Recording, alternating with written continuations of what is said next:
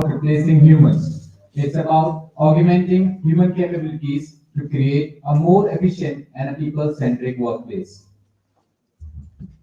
A very good morning, everyone. On behalf of Army Institute of Management and Technology, it is indeed an honor for us to welcome you all to HR Conclave 2023, Excellence in Human Resource Management, Harnessing the Power of AI.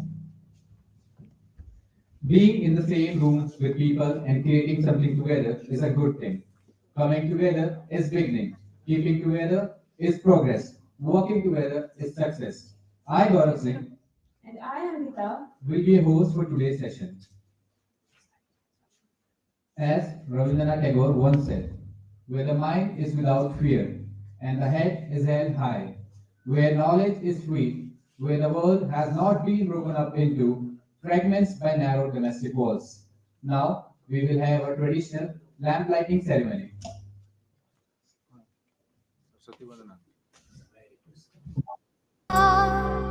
या शुभ्रवस्त्रावृता या वीणावरदण्डमण्डितकरा या श्वेतपद्मासना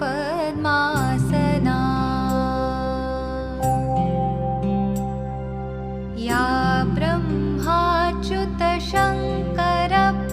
ब्रह्माच्युतशङ्करप्रभृतिभिः देवैः सदा वन्दिता सा मां पातु Saraswati Bhagwati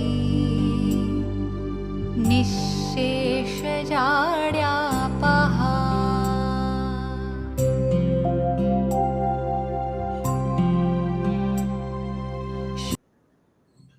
thank you so much. Now, I request Air Commodore Dr. Jayan Kumar Sahu, Director AIMT, to felicitate our guest, Major General Sumit Mehta, Vishish Seva Medal, Chief of Staff, Delhi Area, and Chairman AIMT.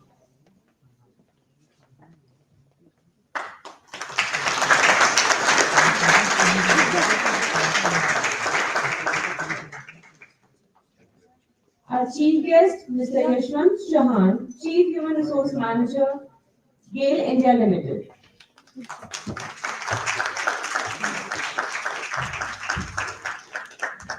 Our guest of honor, Mr. Rajesh Tripathi, CEO, Kenbox Technologies Private Limited. Mr. Siddharth Srivastav, Associate Director, HR, R1 RCM Group. Okay, he'll be arriving shortly. Our keynote speaker, Ms. Renu Kapoor, HR DVT Consultant.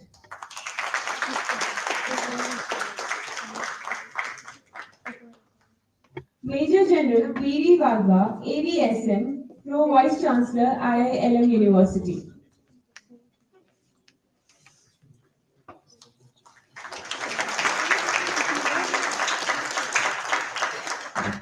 Thank you so much, sir. I request all the dignitaries to take their seats on the dais.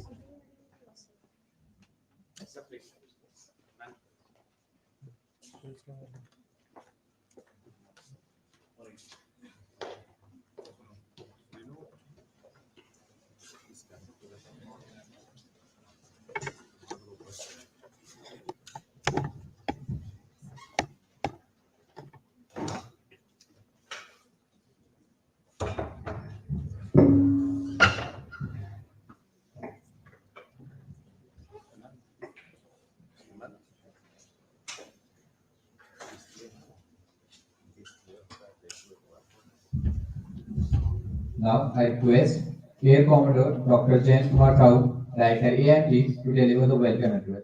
So please.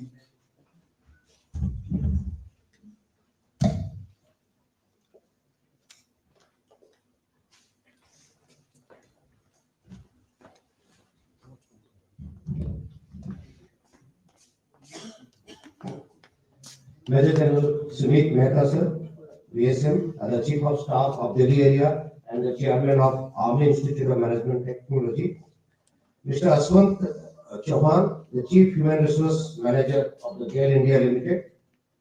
Mr. Rajesh Tripathi, the CEO of of Canvex Technology Private Limited, Mrs. Renu Kapoor, the HR of BBT Consultant, Major General V.D. Wadhwa, the Pro Vice Chancellor of IIM University, esteemed dignitaries, distinguished speakers, academia, faculty of AIMT, participants, and my dear students.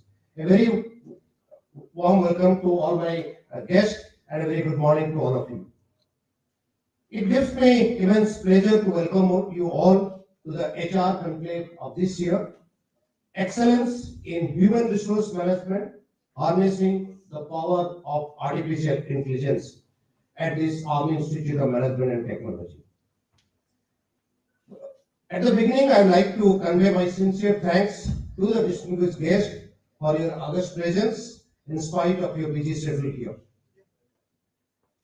Since many of you are visiting AIMT for the first time, let me give you a short brief about our institute. A very warm welcome to Mr. Srivastava, sir. Please come.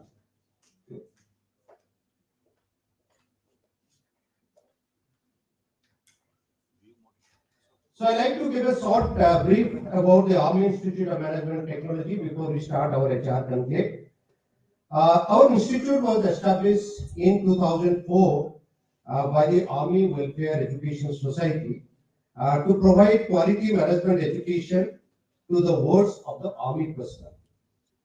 AIMT is affiliated to Guru Gobind Singh IP University and is recognized by the All India Council of Technical Education. Our institute is also accredited by NAC. We are a ISO 9001-2015 certified, and we have been consistently graded A by the Joint Assessment Council of Guru Gobind Singh IP University. The institute conducts a 2-year full-time MBA program in marketing, finance, HR, operation analysis, information technology, and international business. This year, we have also started the MBA analytics program. Apart from our MBA program, we also have been conducting BBA program since 2019.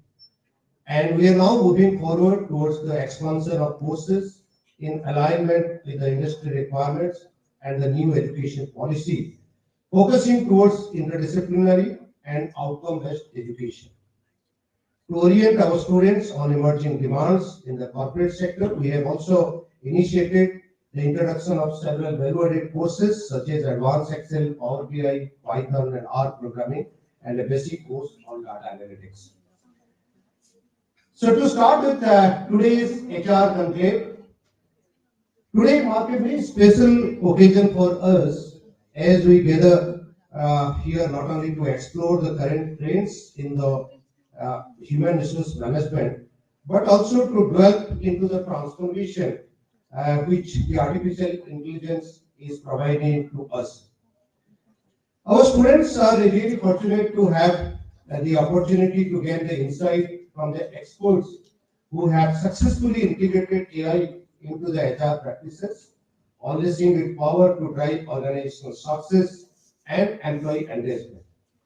I am sure that these insights will undoubtedly shape our understanding of the evolving role of the HR in the age of artificial intelligence. And I am sure that this conclave will also serve as a platform for dialogue, collaboration, and knowledge exchange. Since I am from the data analytics background, I see a large number of areas where artificial intelligence can enhance our HR management practices and drive excellence within our organization. I'm just listing a few, and I'm sure the expert here will speak in detail about both. And so, dear students, please interact with the experts here. Please understand how the organization's work culture is changing. To name a few, what I understand that the artificial intelligence can do in the HR area, I believe the artificial intelligence can streamline the recruitment process by automating the tasks such as resume screening, candidate sourcing, and initial assessment. This will not only save time but also will ensure unbiased candidate evaluation and leading to more diverse and inclusive hiring practice. I also believe that AI-powered tools which will enable intelligent performance management by providing real-time feedback, performance tracking, and personalized development plans for the employee. This will empower the managers to make a data-driven decision, identify the skill gaps, and foster a continuous growth. Today, AI-driven chatbots and virtual assistants can enhance the employee experience by providing the instant support, addressing queries and concern round the clock. So this will improve the communication, boost the engagement, and empower employees to access the HR services for their convenience. I also believe that artificial intelligence algorithm can be utilized to do predictive analysis, to analyze vast amount of HR data, predict workforce trend, identify the potential attrition risks, and recommend strategy for the talent retention. This enables the proactive decision making and strategic workforce planning. So these are some of my thoughts, and I'm sure the industry is doing much more than what I have visualized. So we have a panel of experts who will be talking to you today. So by leveraging this AI technology, we can actually streamline the process, enhance employee experience, and make a data-driven decision that will drive organizational success. So in summary, embracing artificial intelligence in HR practices hold an immense potential for achieving excellence in human resource management. Let us embrace the technology as an enabler, allowing us to focus on what truly matters, the well-being of growth and development of our most valuable asset, our human capital. Ladies and gentlemen, without taking much of your time, now I request the eminent speaker to start the deliberations. We are deeply honored to welcome you all once again. Thank you. Jai Hind.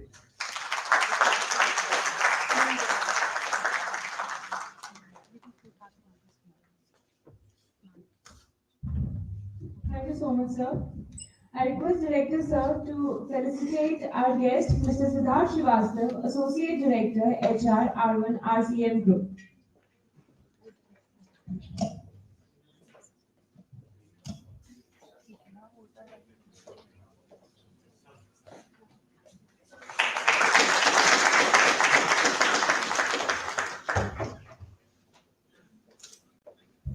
Thank you so much, sir.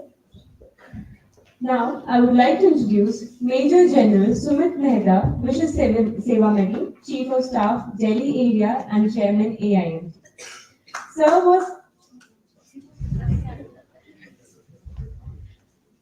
commissioned into 44 Armored Regiment in June 1992.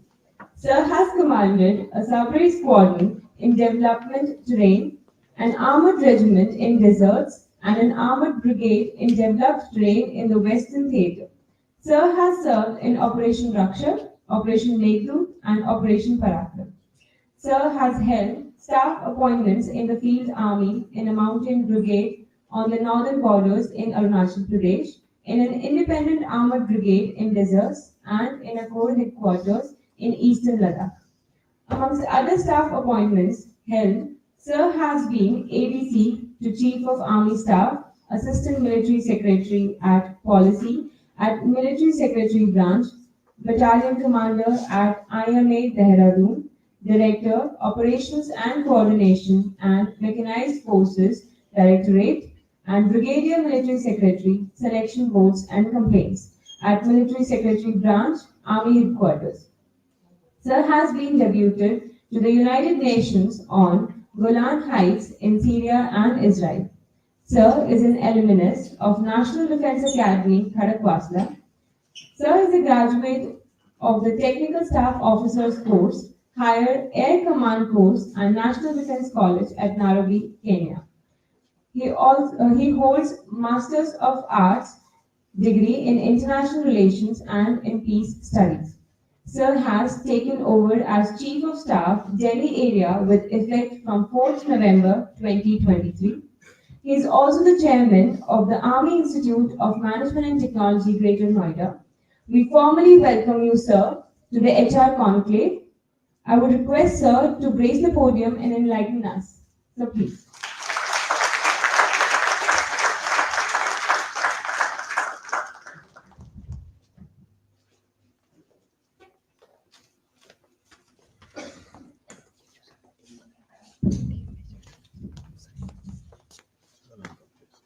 Morning to all of you. That's my first interaction with all the students, some of the students here. I was wondering what is blue and what is pink. I've just been told what is blue and what is pink. I'm better informed. Distinguished panelists, dignitaries present, the faculty, and my dear students. It's my pleasure to be at the HR Conclave and give an introductory address. When I look at the scheme, which is flashed down here, to me it is first HR, second AI, and thereafter the aspects which pertains to harnessing one to bring excellence in the other. Right? That's how I look at this bit here. When I looked at the itinerary for the day, I saw that how to go about doing it is what was listed. So I started the question why to myself, and I will speak to the students on why AI in HR. Right? So that is my focus when I speak to you now. The how part will come when the panelists will speak. HR management eventually is to increase efficiency, productivity, profit, depending on what kind of setups you are in. That is for the organization. For the individual, HR management should generally look towards empathy, look at compensation and benefits. How does the organization value me? Or at the same time, increase my value. When I look at AI, I'm reminded of technology driven by data. Right? Now, to a layman, then, the human resource management should be warm, but artificial intelligence is machine driven, which is cold. So it's a warm and cold mixture. And how do you assimilate the two to gain benefit out of it is what we are looking at.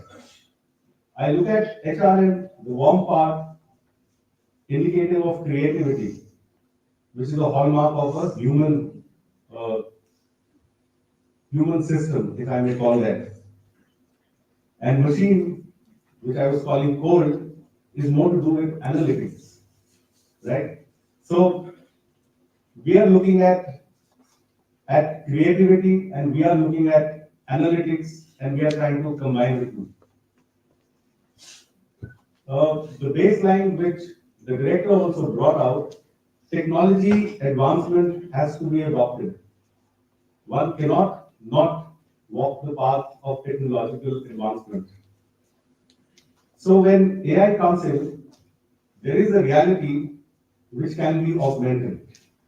So what seems to us can be better. What seems to us may not be complete. At times, this AI will empower us to do that. When we look at the human mind, we all know that we are still trying to fathom the depths and the width of the human mind. It's not yet been completely read, studied. We are also told that we don't utilize the complete human mind. At times, people say it's about 10%, somebody says 24% of the human mind is what you end up utilizing. Then we go towards IQ, and we say Einstein had an IQ of, anybody? 160, right? What is the common IQ? 100 plus minus 15, 85 to 115. But Ramanujan, we know Ramanujan? Yes, So he had an IQ more than Einstein, 185. So this IQ and erstwhile, till the machine processes and machine learning came in, was limited to a few minds. If we can utilize those minds and create systems which can be used by a person like me who may be 100 in IQ, what have I done? I've managed to propel the IQ of this entire fraternity who's using AI by some notches.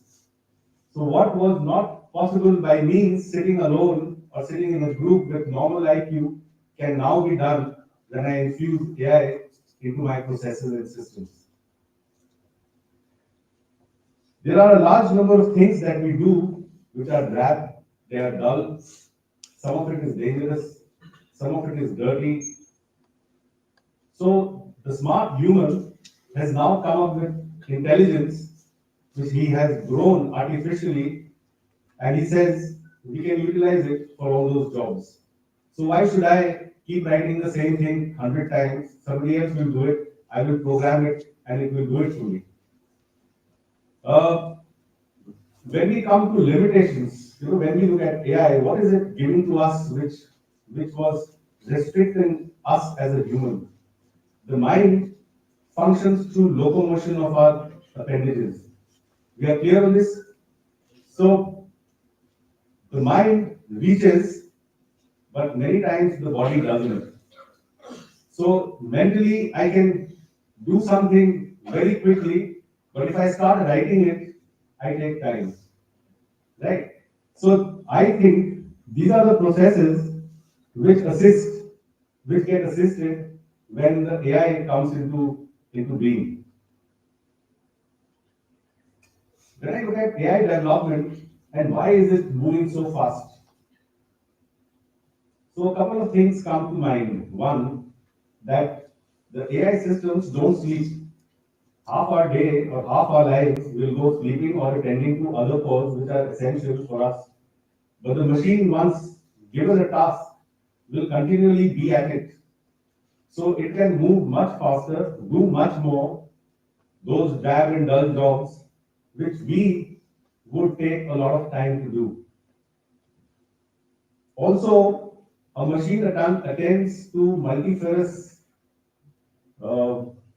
functions simultaneously. So if I ask you, can you read and listen different things at the same time? I'll give you a sheet to read and I'll play some music which has words, and a little later I will ask you what was that song about. You tell me what was the wordings. It is difficult for us. But the back-end processes in a machine enables it to do multifarious functions simultaneously, which is a restricting factor for us. Going further, while we develop AI, unlike medicines, unlike vehicles, and similar things, AI presently is not being put through regulatory bodies. But when we look at their employment into HR systems in the field of HR, there is not much to fear about.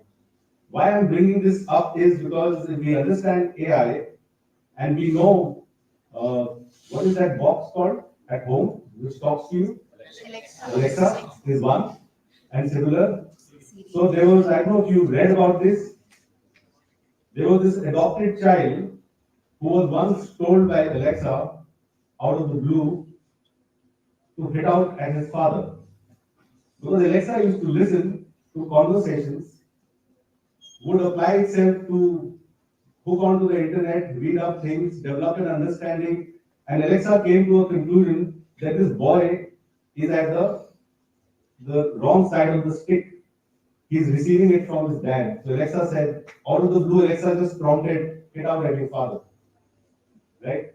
Now, these kind of things to be played out may not be the best part of AI, but then when we integrate with HR, we are looking at tools, we are looking at other aspects which will assist in our processes. So that is okay.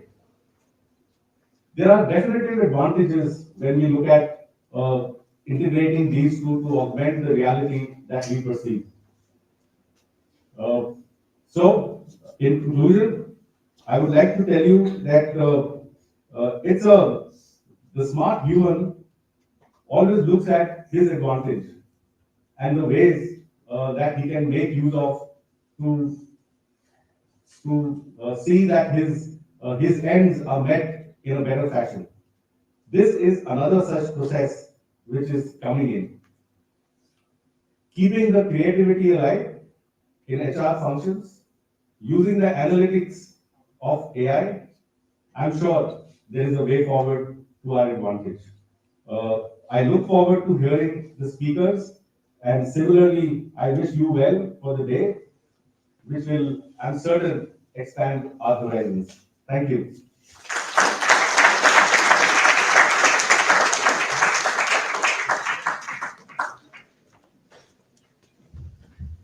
Thank you, sir.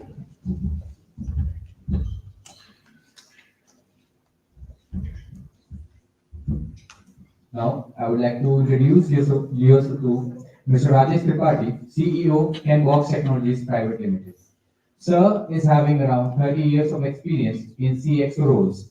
Prior to Kenbox, Sir was associated with Dalmia Group as Chief Operating Officer. Sir has been associated in the past with many Indian and multinational companies like JK Groups, Escorts, Badco, Panacea Biotech, Triveni Engineering, IGH, and many more, in different leadership roles.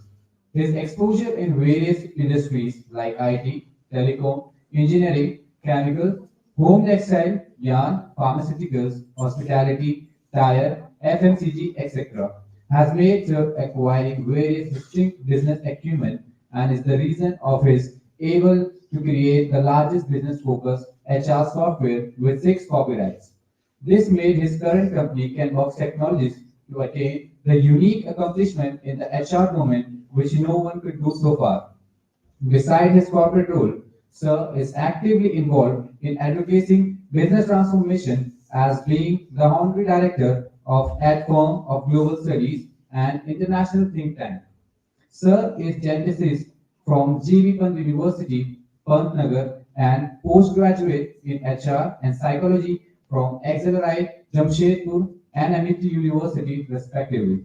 Sir is an alumnus of Kellogg School of Management, Chicago. Additionally, Sir holds executive diploma in project management from the International Institute of Project and Program Management. Sir is passionately involved in academia by being on the board of many management institutes and mentoring students from many prestigious institutes like IMB, IIM, JIMS. I request Sir to please grace the podium. Sir, please.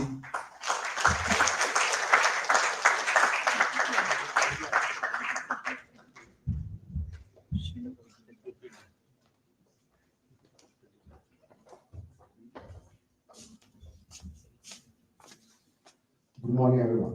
Good morning, sir.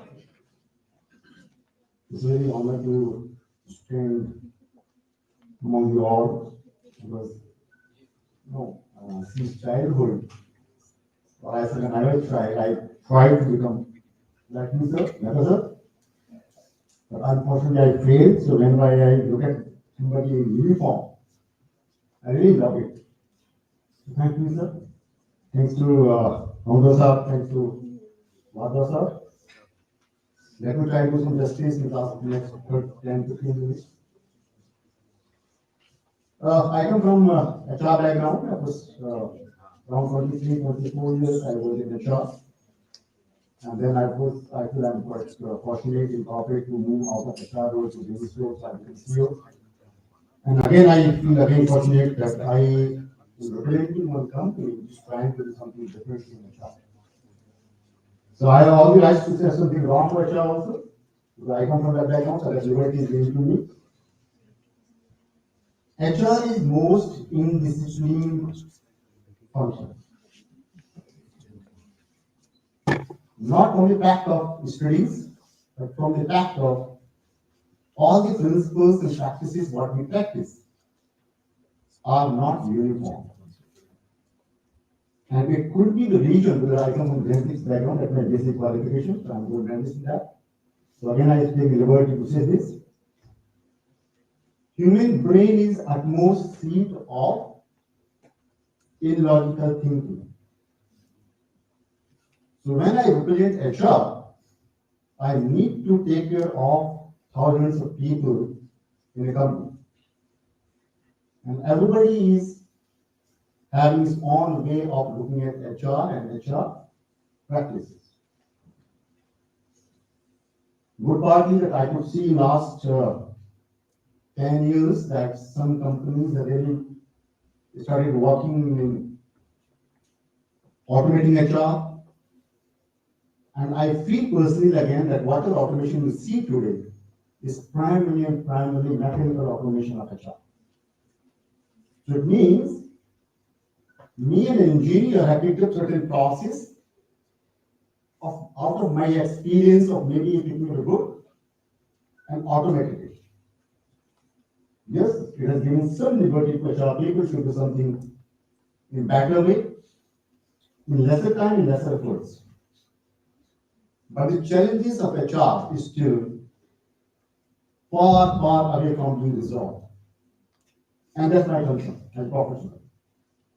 So when I got this opportunity to join Camelot Technologies as a CEO, and from Dalmia House to this company, of course, is not as big as Dalmia House, because of course, being civilians, so always feel like why to join a small company? Because Dalmia is Dalmia, one of the oldest business house of the country. I took a decision to let me do something in my own way. At this fag end of my career, I feel like I have nothing to lose, but more to add to our value to the system. How to move it? So you can sit here. Yeah, first row. Oh, from here. So, it's not working.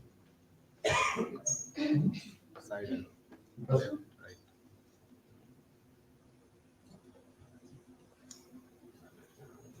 Okay. Right, so I was talking mechanical automation. So I give a simple example. When I start using one of the softwares in the early part of my career, I got naming focus for all the students.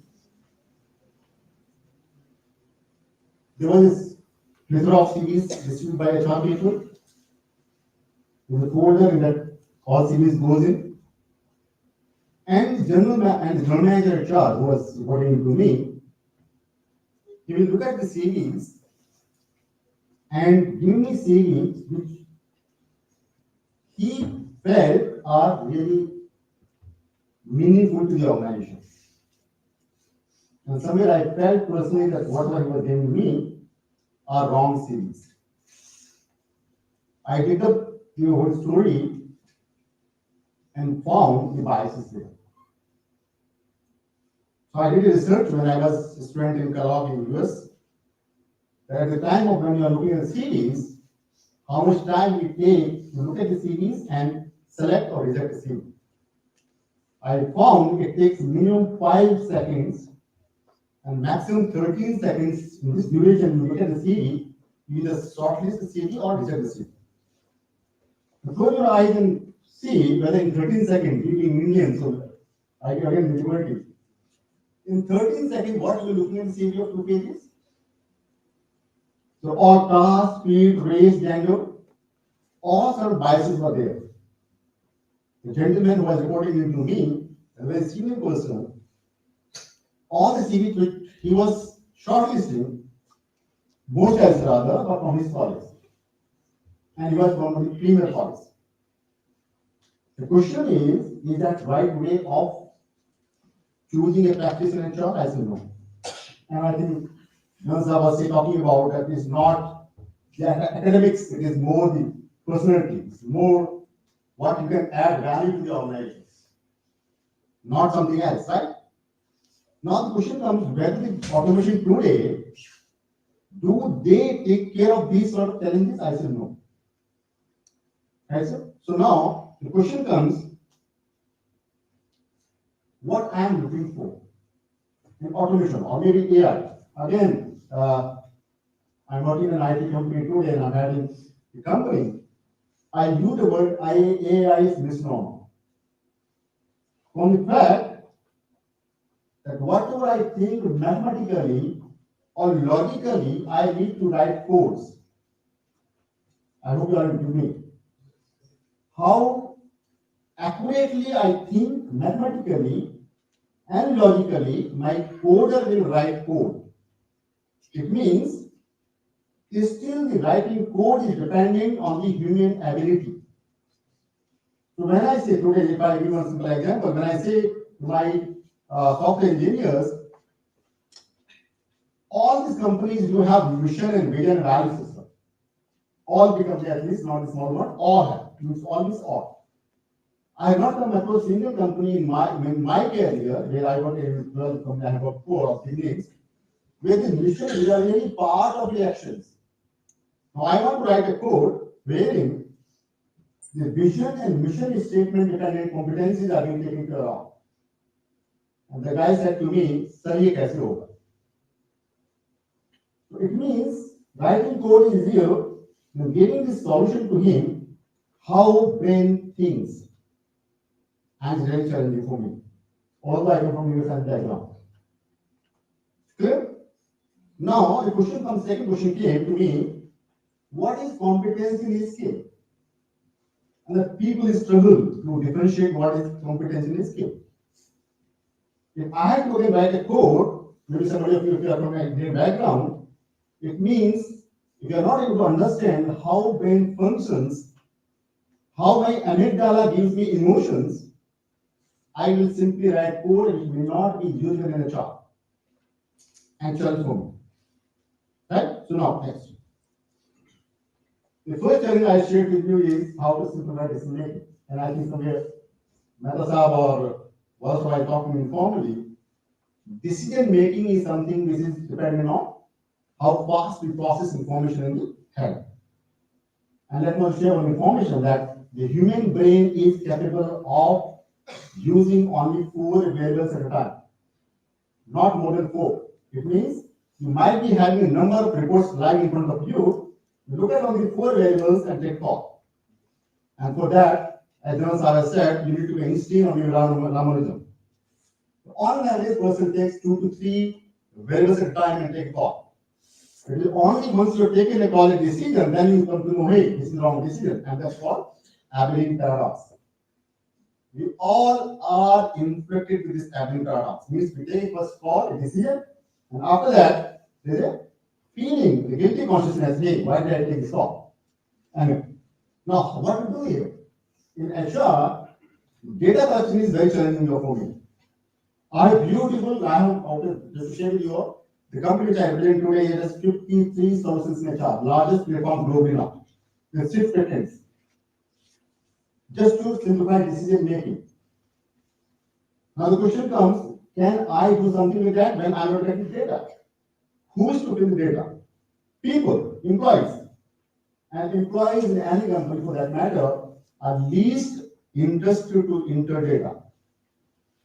Now you have text to speech, speech to text, all this automation around. You can take care of that, but not 100%. But AI is on limitation to that. Next. If you have any questions, you can ask me, but I don't have time, possibly I could rush it. Now the question of minimizing noise and biases. I think there's a beautiful book written by the Nobel Prize winner, Daniel Kahneman. We talk about objectivity, right? Objectivity numbers, right? So I say, for example, 5 for you and 5 for me. 5 means 5, and should I say this way? And research says, then Kahneman has proved numbers are not same for same people, 2 set of people. So when I say 5 me and you say 5 you, there's 2 different meanings. Now, where to go and HR person that? In the numbers are missing for 2 people.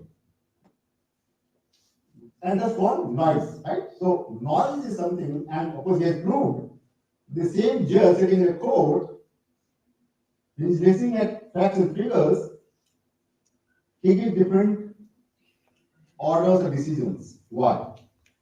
And of course this book Research done by him. Second is biases between human beings, second the interview process. And we all know, I think my colleague will say, you start with tell me about yourself. And I still, after 30 years standing in corporate and being a person from HR head to large company to CEO of a company, I could not understand what is the meaning of telling about yourself. Right? And we take decisions. You will come across people who will say the moment somebody enters my room, I know whom to shortlist and how to decide. So they are near to God, second to God maybe. But I will struggle with that. Right? Now there are challenges. Can AI do something? Yes, it may. To what extent? I'll come to the little on later part of this. Next. Now, right information, right time. When I'm taking decision for promotion, so what we do? We look at the case of my functional manager, and if he's near to his senior and senior will be CEO of the company, whatever recommendations I receive, I say yes to it. And I struggled in my career where I said to my MD, hey sir, please do not promote him, and said, no, we don't understand business. He understands business, has led business into him. Now, what we do there? AI may come to me handy there. Right? So I feel, yes, if I can do something, I can develop a product wherein on one single click I want to know what are the competencies in this particular person. It may help me in taking decisions. The question comes, who is going to define competencies for that person? Now this is challenge for me. Can AI do it? No, not possible. Right? Next.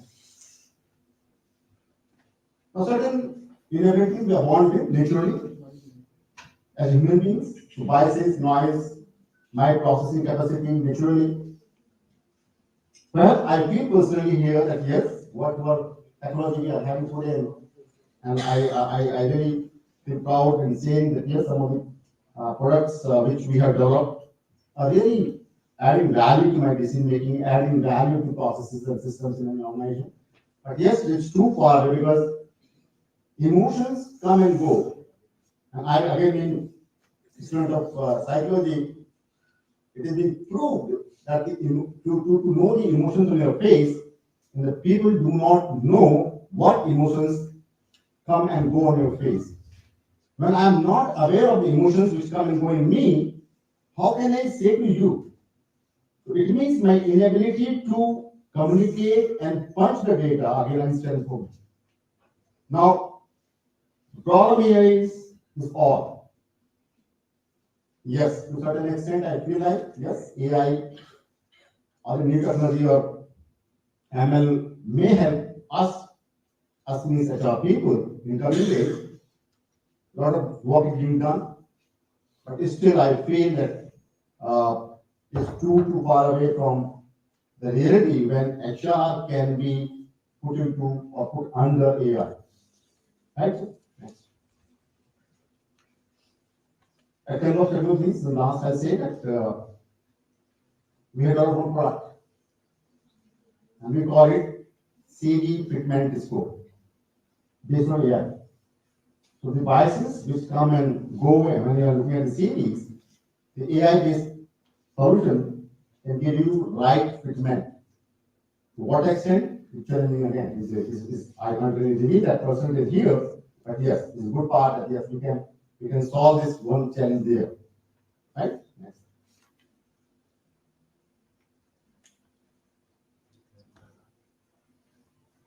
With this, I say HR as a function needs a lot of work technologically, where people like you sitting here may become handy. But to really add value, you to understand not pure mechanical HR processes really a book. To really add value, you need to understand how biologically and neurologically brain works, how psychologically we deal with certain uncertainties around us, and the need of the business. I think if we can understand that, perhaps we can add value to business. What we are here going to be in the coming future. With this, Thank you very much.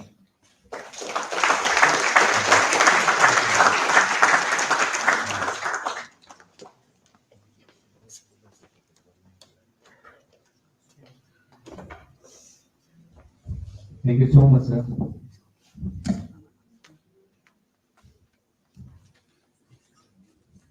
Now, I would like to introduce Mr. Siddharth Srivastava, Associate Director, HR, Urban RCM Group.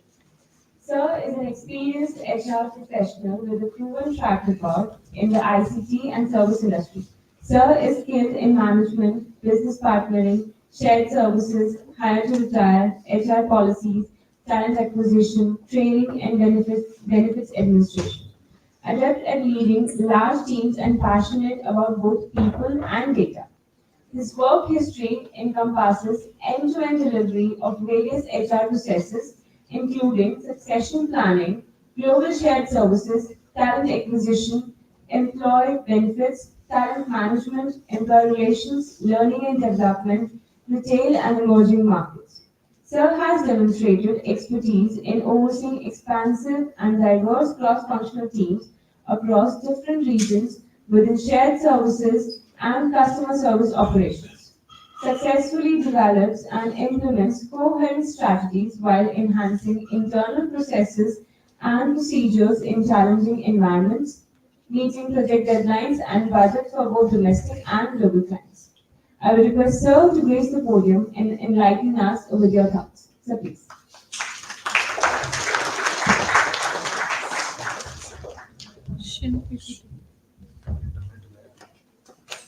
जय हिंद, देश सर्वप्रथम सदैव. Thank you very much for having me here, Sadiq Randan, or It may not be the month of August, but it is an August moment. Thank you very much, sir, respected sir, Mr. Rahul and Mr. Mehta, for setting the right context. I believe HRM अगर किसी industry किसी क्षेत्र में सही से implement होता है हमारा लगता है तो डिफरेंट सर्विसेज किसी को अपनी जीवन निछावर करने के लिए कोई प्रेरित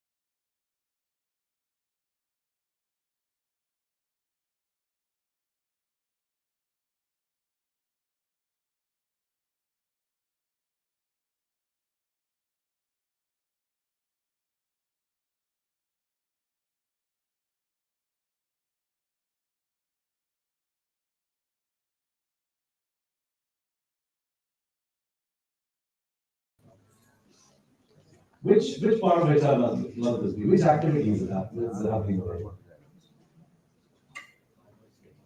So I'll give you a hint. The person has just joined. Or recruiting, onboarding, right? So this is something that I have in my mind, and this is brilliant stuff, right? We are feeding intelligence in this Alexa, this device, to answer to the questions which are typically asked. This is something that I would like to implement, right? It's not easy, but it's not that difficult also, right? Why are we doing it?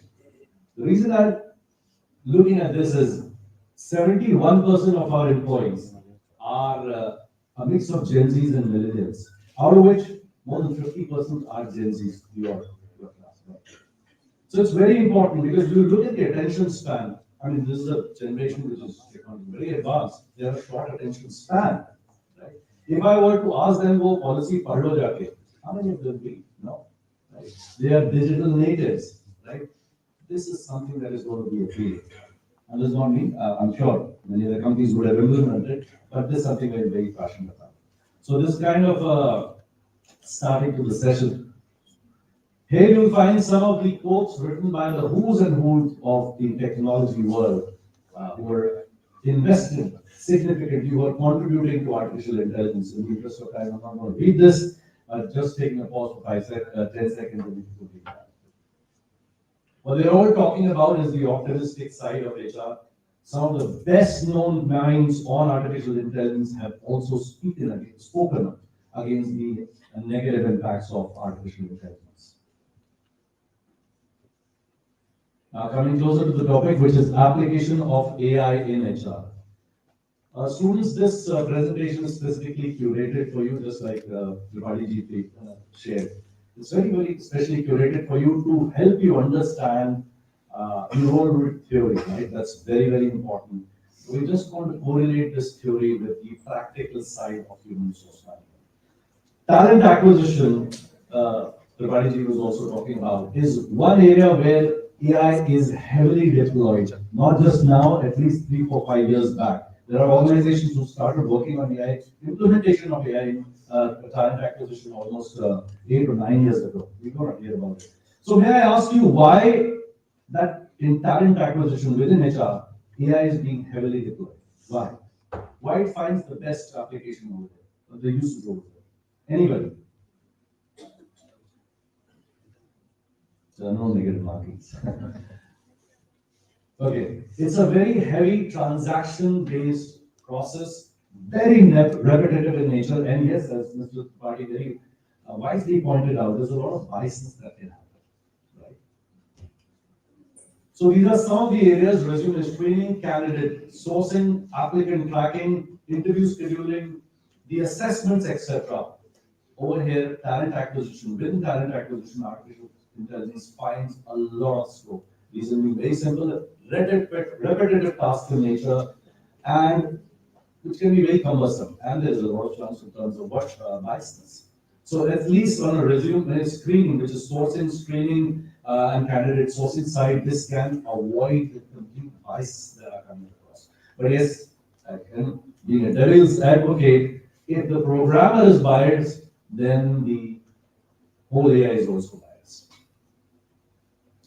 We move, I'm sorry, So these are put together the slide for you. These are some of the amazing work which is happening on artificial intelligence with reference to talent acquisition over here. You see, from a sourcing to a candidate application selection process, these are all companies who are working with major corporates across the world to deliver artificial intelligence in talent acquisition.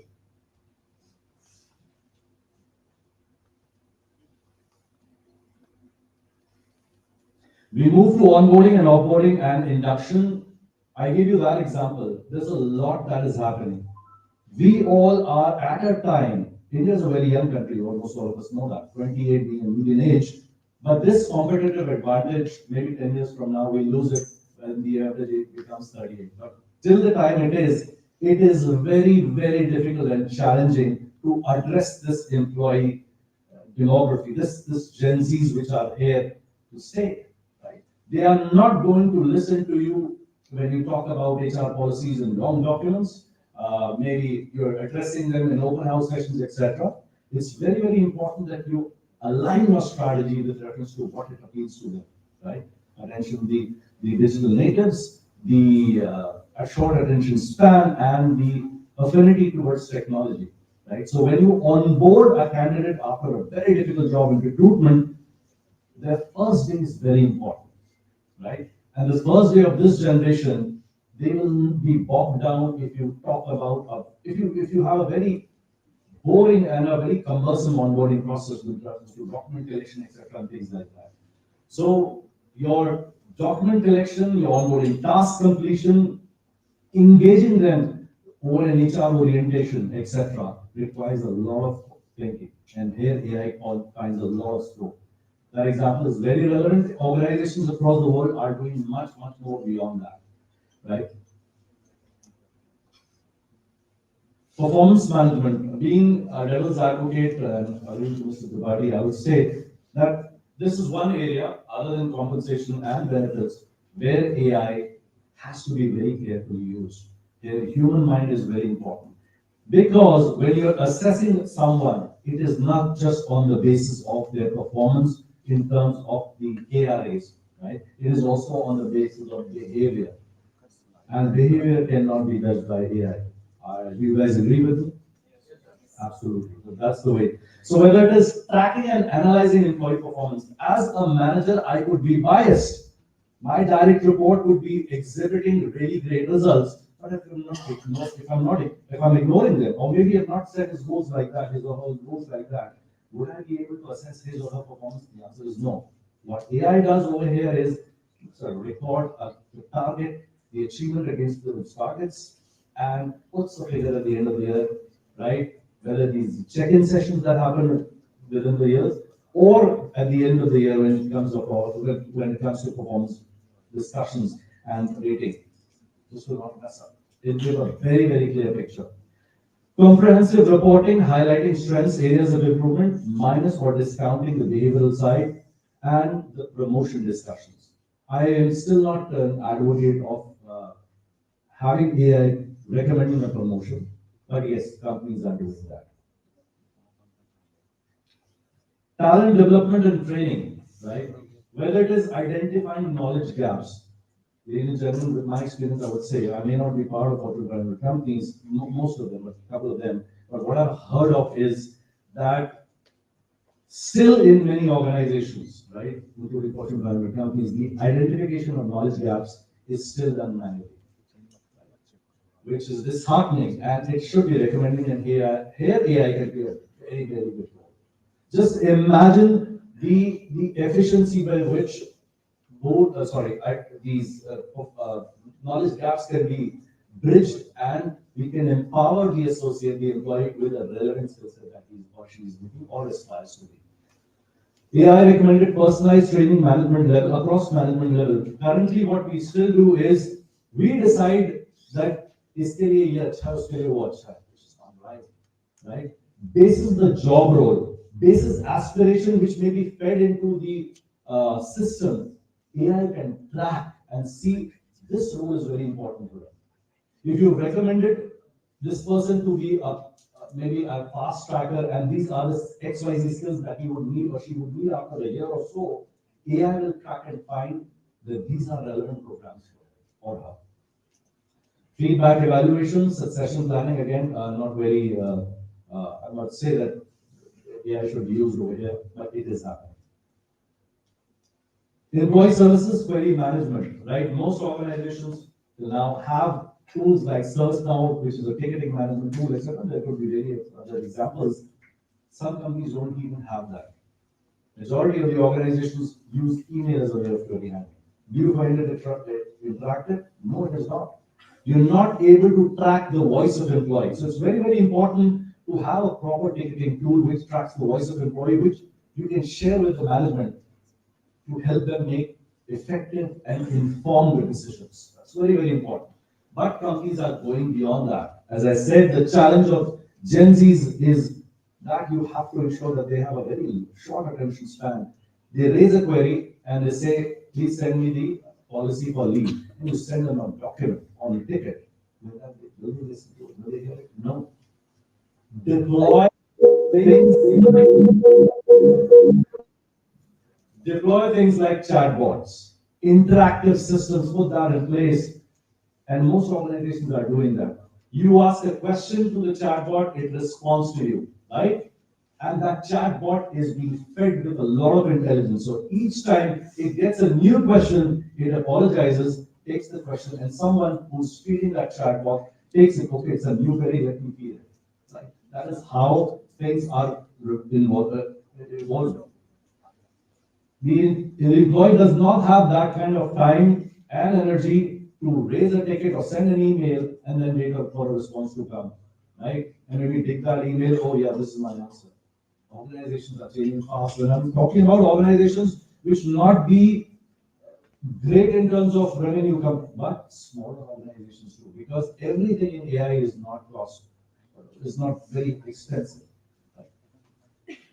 How many of you have heard of ACS? This was Workforce management and talent analytics. Organizations are now focusing a lot. The leadership, the senior management is investing in talent analytics. Dashboards in form of Tableau, etc., which are available to them using slicing technology. They're able to assess. Let's say, for example, oh, this is my business unit. I've got 5,000 people in my business unit. Let me look at the red signals. Oh, I see because of X, Y, Z reasons, there's a high potential that 5 people from this team may have tried. Imagine artificial intelligence contributing to that. It could be anything. It could be tracking the number of leaves, sick leaves. It could be tracking the number of unscheduled absenteeism, and it is populating, throwing the data to management, which empowers them to take informed decisions. Right? I'm just taking an example of attrition because it is very relevant in the industry as of right now, with the great resignation still going on. But there is a bountiful amount of information with reference to various forms of HR, which talent analytics using artificial intelligence can help leverage for everyone.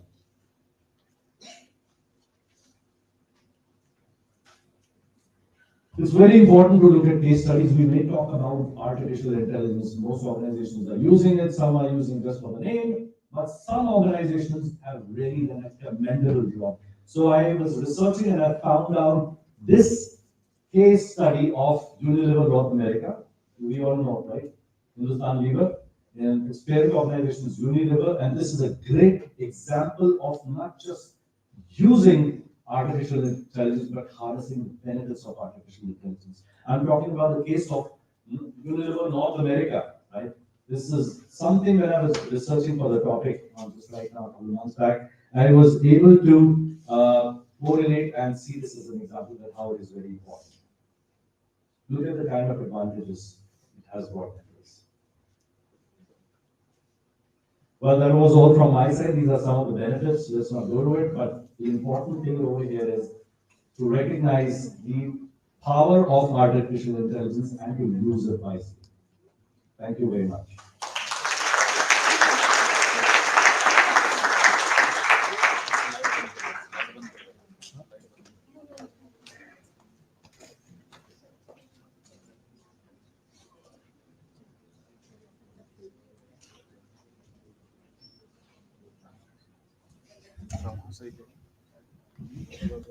Thank you, sir.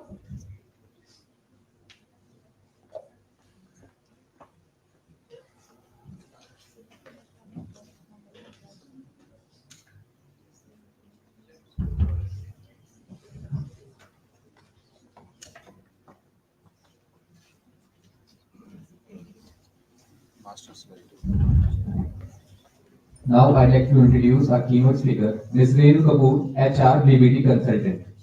With over 12 years of dedicated experience in talent acquisition, talent development, and leadership hiring, ma'am brings a proven track record of recruiting top-tier talent, addressing challenges, and proposing strategic solutions. Her expertise spans various types of talent acquisition, including recruitment and selection, with a focus on competency-based hiring.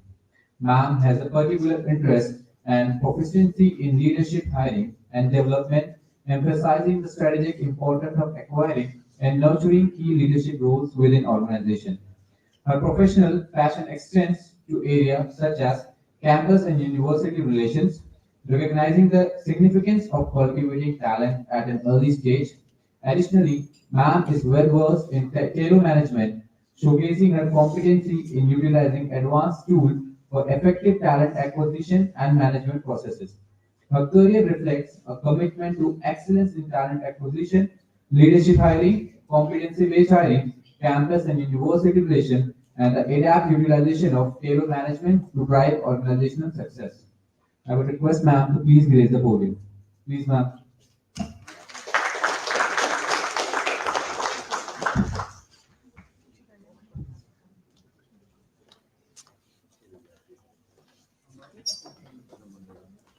Hi everyone, very good morning to all of you.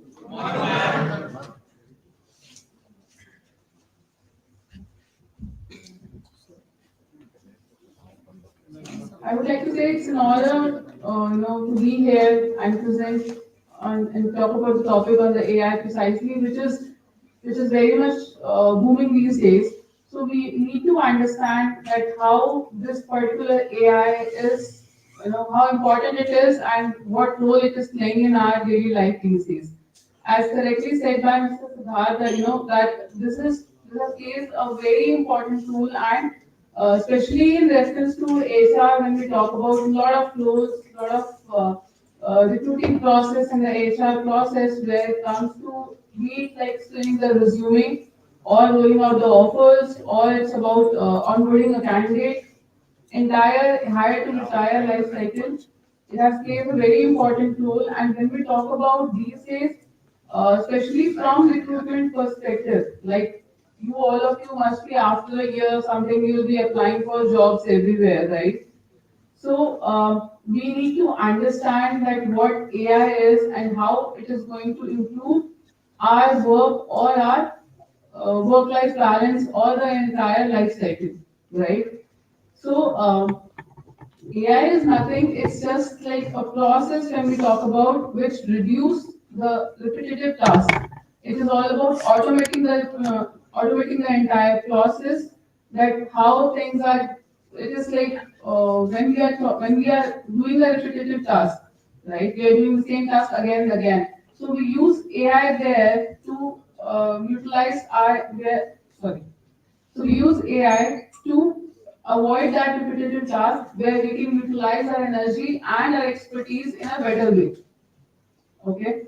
So like we say, when we talk about resume screening, when it comes to, okay, a recruiter, what they are doing nothing but they are playing an important role in screening the entire resume. As we said correctly, it takes 5 seconds to reject or 13 seconds to select the profile, but then it depends on us how well we are presenting our resumes, how what is the look of our resume, how we have customized it, or how well we are highlighting our own skill sets. There AI comes in picture. We use Naukri portal, we use Talio. There are a lot of n number of portals in the market. What a recruiter is using to screen a resume, right? There AI comes in picture, because when we apply to any particular job, we usually say, that this particular company or this recruiter is not replying to our application, or we are not receiving any calls. Why? But we need to understand, are we presenting ourselves correctly? Do you really think that the correct skill set is mentioned in our resume? There's a difference how what we know versus how we present ourselves. It is not only about what you know, because until and unless I know how to present myself correctly, it is not going to be an effective way, or we will not be able to make it. I hope I am correct, right? Because obviously I'm still junior, I should say, in front of them. I carry 18 years of experience, and recently, just 3 years back, I started my consulting, right? So this is the way that what I am actually trying is to utilize my knowledge and my experience in my own firm, right? So Same applies for all of you when it comes to, because I'm sure you guys are learning lot of things in your curriculum. Lot of things must be added. Like when it comes to AI, recent upcoming technologies like Power BI, we have Tableau, we have we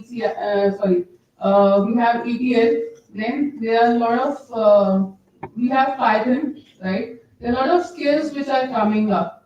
So I would really recommend all of you to go through these courses and to learn about it. Why? Because it is nothing but they are making our life lot of it is making our life easy, I should say.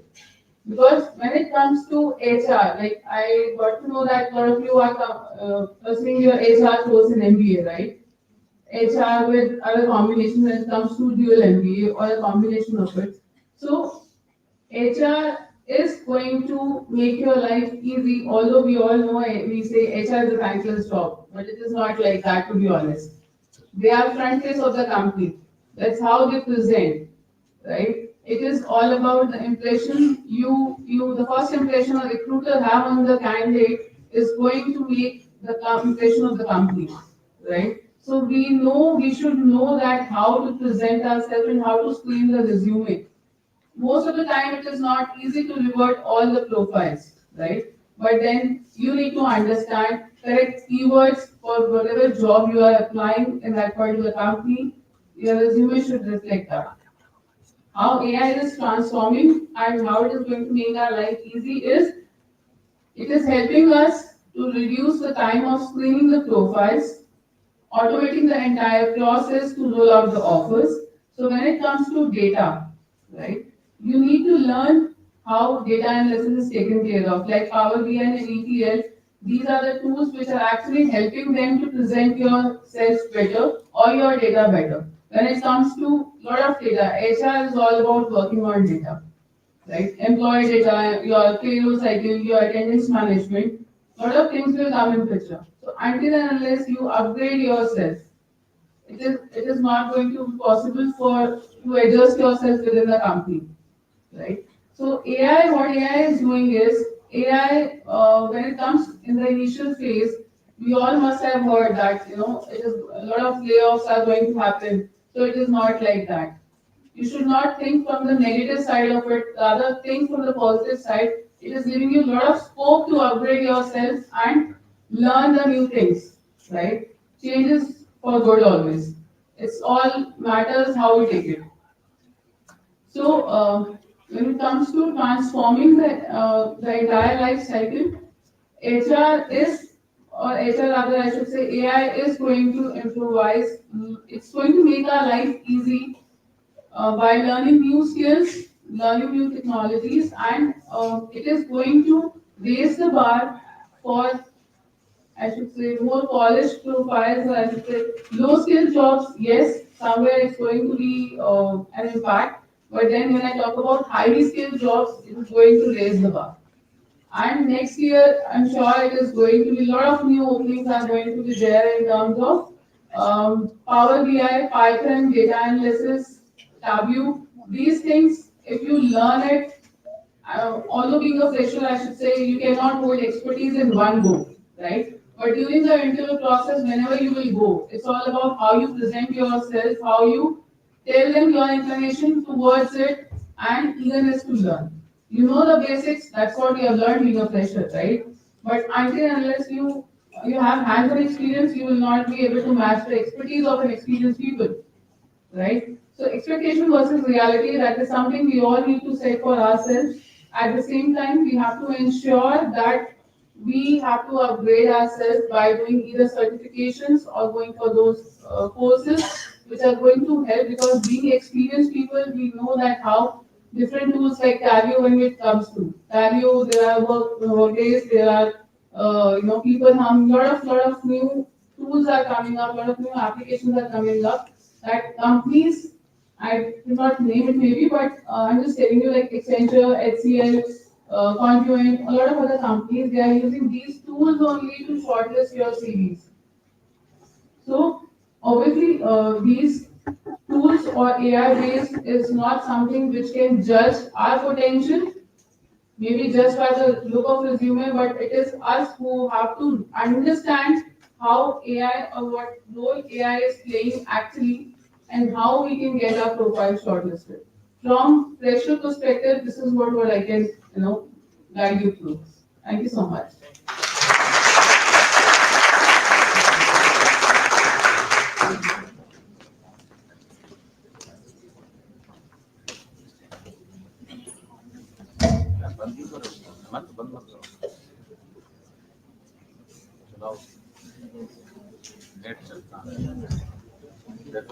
Thank you so much, ma'am.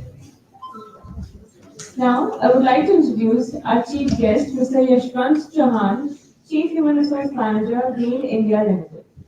Sir is a seasoned professional with a BTech in Electronics and Communication from Jamia Millia Islamia, New Delhi, and a master's degree in Human Resource Management and Labor Relations from prestigious Tata Institute of Social Sciences, Mumbai.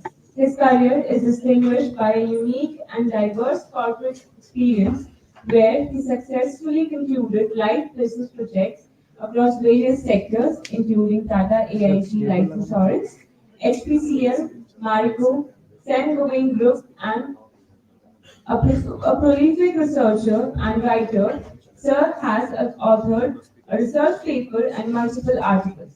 As a people and business leader, Sir is committed to creating value for organizations. Sir is professionally associated with esteemed institutions such as ISTD, NIPM, NHRD, SHRM, AIMA, among others. Sir has earned recognition as one of India's top 100 under 40 future HR leaders for the financial year 2018-19 by JOMO.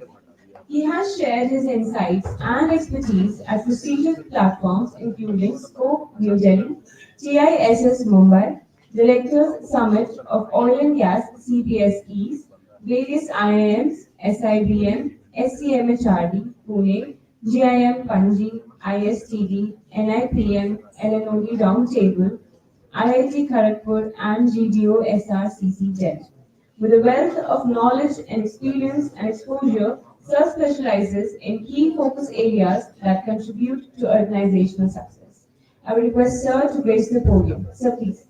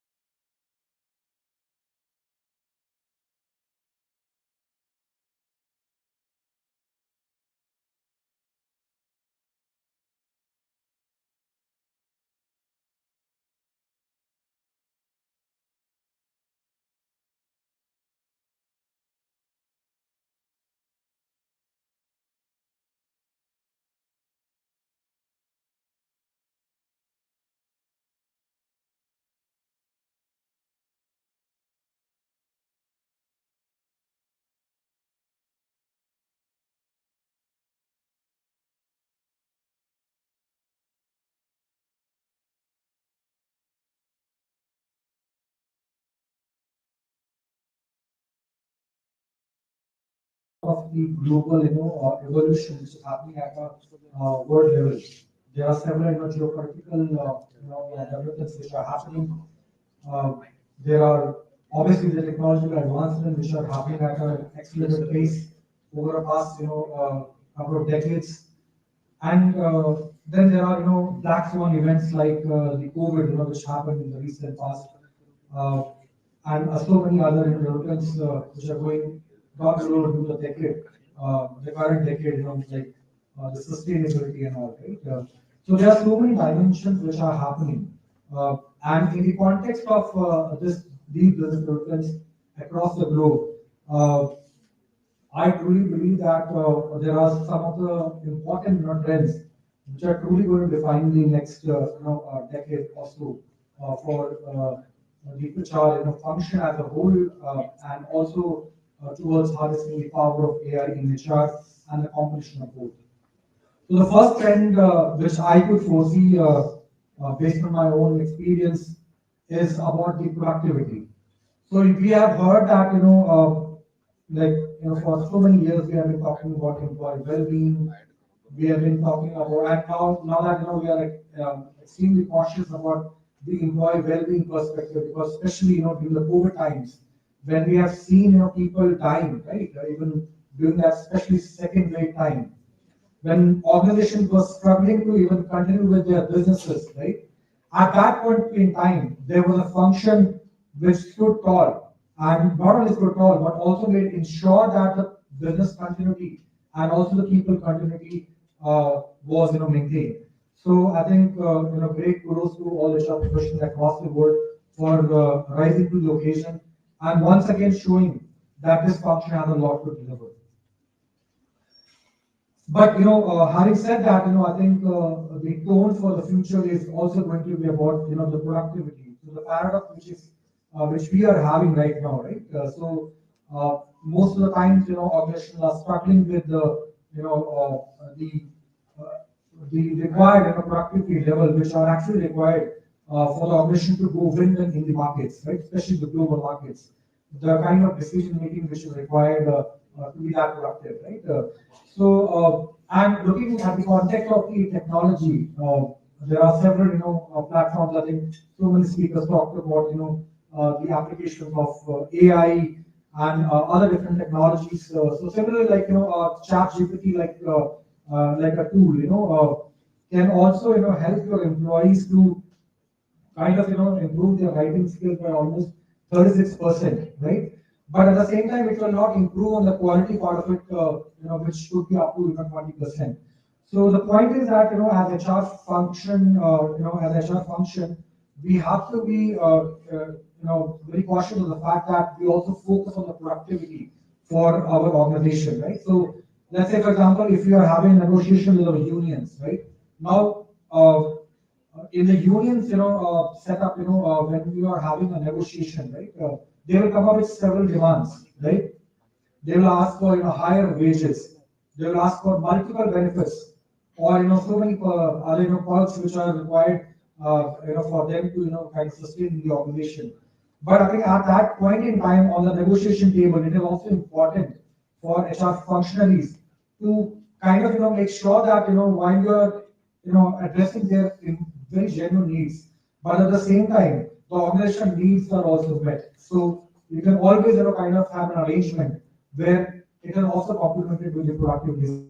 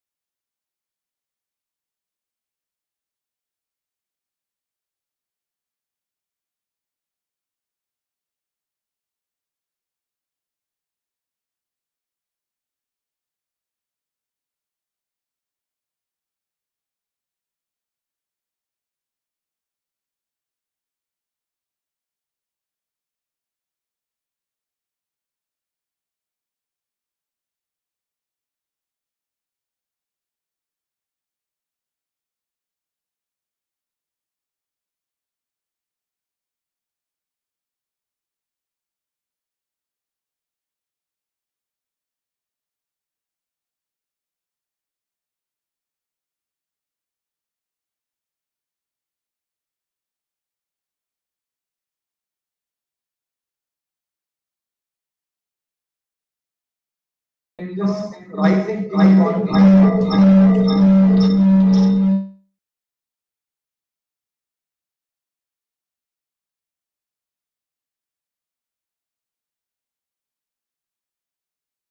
On multiple forums to kind of bring that efficiency and efficacy in the organization. Now, to obviously attract this particular talent, we need to have a very close look at our policies framework. So the policy is also going to be about how we can focus on more inclusive policy framework, right? So, for example, if we are talking about childcare, then why it should only be for the women employees, right? I think many of the organizations don't even have a childcare policy. I believe 80% of the organizations do not even have something like a childcare leave, right? So as an organization, we need to be empathetic, and I think that inclusive leadership is very important because we cannot leave the 50% of the workforce of our country or at the global level also to leave behind, right? So we need to get them, and we need to take them together forward, and that's the only way to, I think, look at, improve the economy globally. So I was talking about the policy part. So inclusive policies are very, very important. I gave an example of the childcare leave. I think it should be, equal for both genders. Then, it's also about looking at the diversity of the talent, right? So how well you are representing the talent in the organization. Is it only this particular 10% of the segment of the population, right? How do we look at that? So as an organization, we should always aspire to include all the kind of diversity into our talent pool, whether it is about the thought diversity, whether it is about the neurodiversity, whether it is about the gender diversity, whether it is about the regional diversity or social diversity for the matter. Especially in the context of India, I think social inclusion is a big challenge which I truly believe the organization has to take care of in order to succeed in the markets. Also, the talent, this particular talent segment is also going to have a look from the policy framework with respect to the flexibility that we are going to provide to them. So the flexibility in terms of their working arrangement, what kind of working arrangement do we provide it to them? So, for example, for women employees or disabled, differently abled employees or any other people who are having certain problems, right? But how do we tap onto their talent? Can we create such mechanisms by giving them that space, right? Giving them that flexibility. It could be in the form of a hybrid arrangement. It could be in the form of a work from home arrangement, right? Whatever best suits the requirement of organization and these people. I think that will really galvanize the economic front. The third, I think important area which I would like to highlight is going to be about the diversity, equity, inclusion, and belongingness. And this is an area which is very close to my heart because I truly believe that youth of this country and the women at large are going to be the major drivers going forward. And given the participation rate of our women in the workforce, which is at a very low level even till now, in the just in the 20s, which is not acceptable as a nation, I think, and we need to do some serious work on that front. Especially also looking at the youth as well, where we have less than 35 years, people comprising of almost 65%, and going forward, most of the organizations are going to fill with the millennials and the Gen Z and the alpha generation which are now going to come. So, given that context, I think how do we actually, as an organization, look at that diversity? How do we not just make sure that we have the diverse organizations, but also ensure that they are included on the table? That's very, very important. And while they are included on the table, it is also important that we allow them that space to speak up for their issues, bring forward their ideas. Many of the times, even in the boardrooms, you might have a woman director, but sometimes it is reported that even they are also not allowed to speak for the matter, right? Or they do not have that voice on the table. Now, it is very important as a leadership cohort that we allow such space to such individuals so that we actually celebrate diversity and inclusion at large. And it doesn't stop there. And when we look at a country like India, where we have, people coming from very, very small, locations, small towns, tier 2 and tier 3 cities, and, even the villages of India, right? The kind of, digital paradox which is there, we might be talking about the digital economy, but who will talk about the digital divide, right? So I think it's very important to understand that there are areas in our country where we do not have such facilities. How do we make sure that we bring that equity to them? And how do we bring them to the mainstream also? And that also as an organization we need to look at very seriously. And last but not the least on this front is about the belongingness. So as an organization, especially in the context of COVID, you must have seen many of the organizations when they were confronted with serious challenges during the COVID era, they actually kind of decided to remove the major part of the workforce or maybe some part of the workforce by giving them pay slips. But even one of the major leaders from the country, when he talked about the fact that at this point in time, when organizations are struggling with challenges, they could be struggling with challenges, but you have people who have worked for you, who have given their heart and soul for you, right? Who have given their commitment, time, energy, everything for you.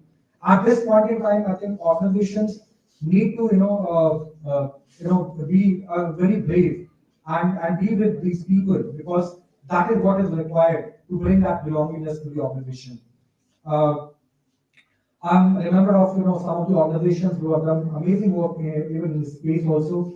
During the COVID era, in my organization in Yale, when we were confronted with challenges of the second wave of the COVID, we decided to go ahead with kind of rehabilitating the families of those people who had died during this particular era, right? And not just covering those people who were who lost their lives during the COVID era, but also covering even every single person who had lost their life during the service time with the organization right from the inception.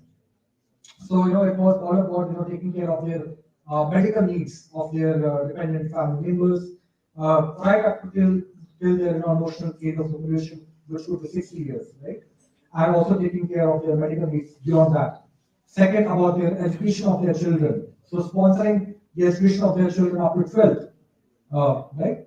And also providing accommodation to them wherever we have our respective townships, completely given to them as per their choice up to 5 years. So that was the kind of initiative which I think galvanized a lot of belongingness in the organization, and I think these kind of initiatives are definitely are going to be an encouraging sign for the future workforce.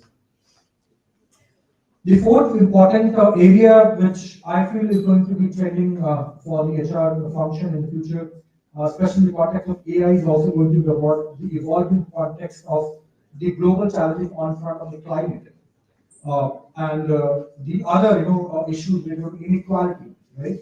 So there are so many other equally important issues on front of the sustainability which are happening in closed landscape.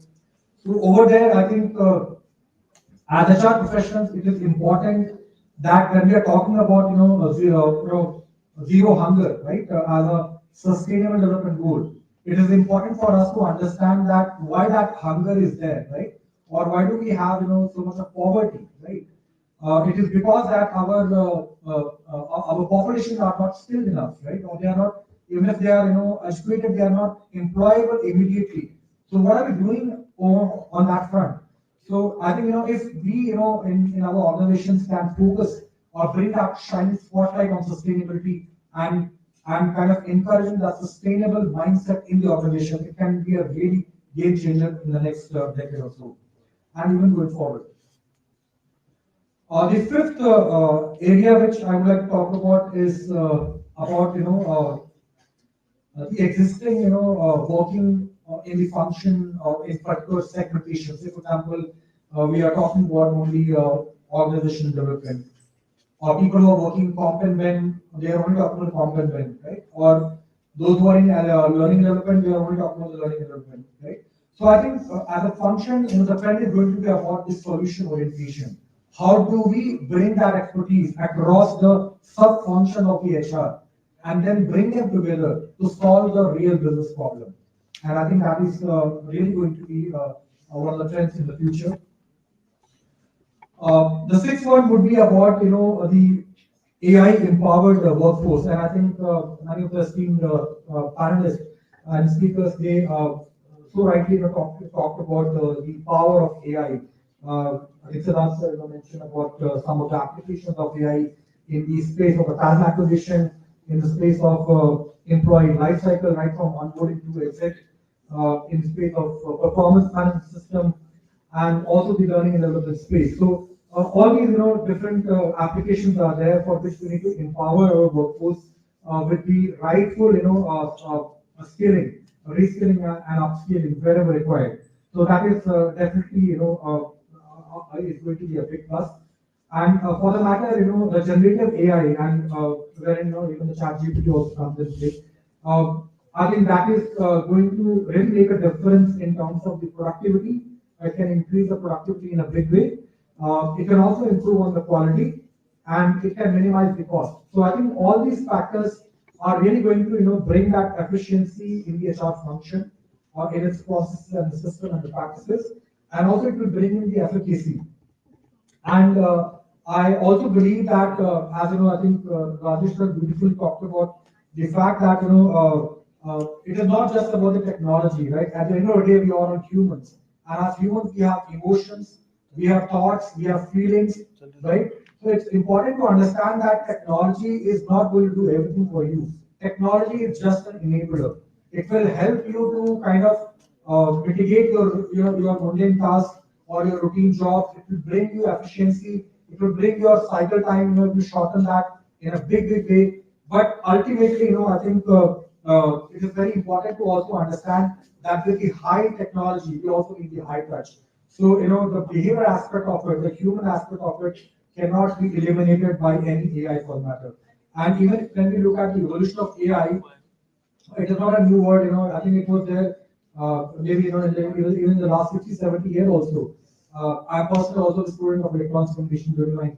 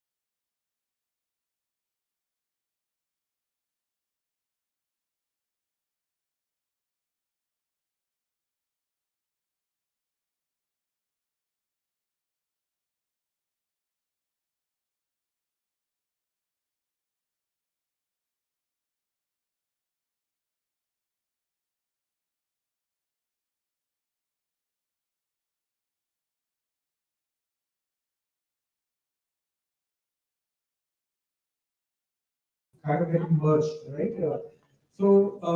And people have different aspirations, looking at, the expectation from the organization, because there are people who are looking at, kind of having number of hours of working, or there are people who would like to, kind of have a quality time with their loved ones, along with obviously working. There are people who are looking at a meaningful and a purpose-driven work. So I think these are very important factors, and that's why I think the shift is going to move towards the work-life integration part. And the last one, given the paucity of time, I would like to touch upon is about the HR capability framework. Let me give you data. Almost 73% of the HR people feel that the HR function is so much occupied with the process.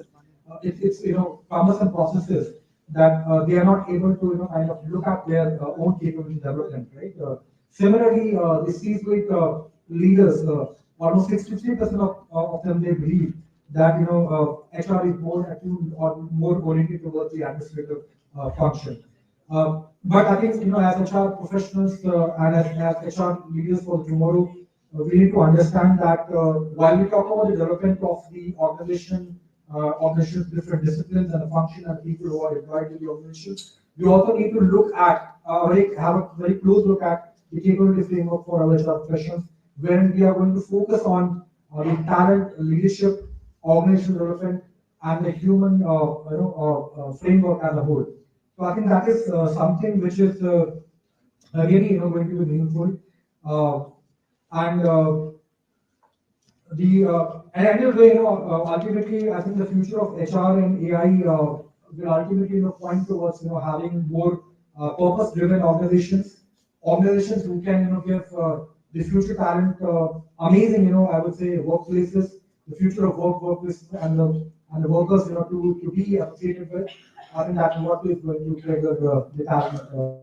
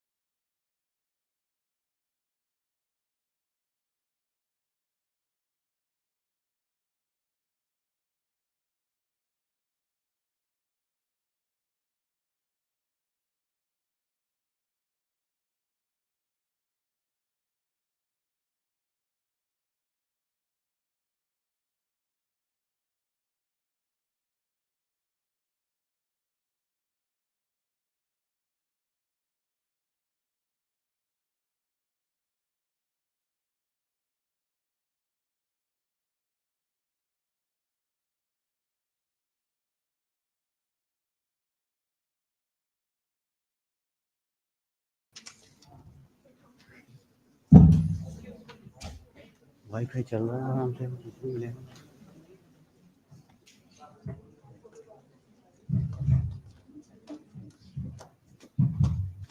Very morning, sir. My name is Abhishek. I am from MBA first year. So, as you mentioned that one of the drawback of AI in HR, as Siddharth sir mentioned, that we can't analyze the behavior of an employee working under or the employee or want to be an employee organization. So, what are the more drawbacks of AI in HR, as you can mention for me? Yes, a relevant question. Of course, yes, performance of the behavior cannot be judged by artificial intelligence. Drawbacks could be many, but in the interest of time, as I spoke about, one of the drawbacks is the biasness that is being built or that is being fed into the system when it is being created, the artificial intelligence. So one point is if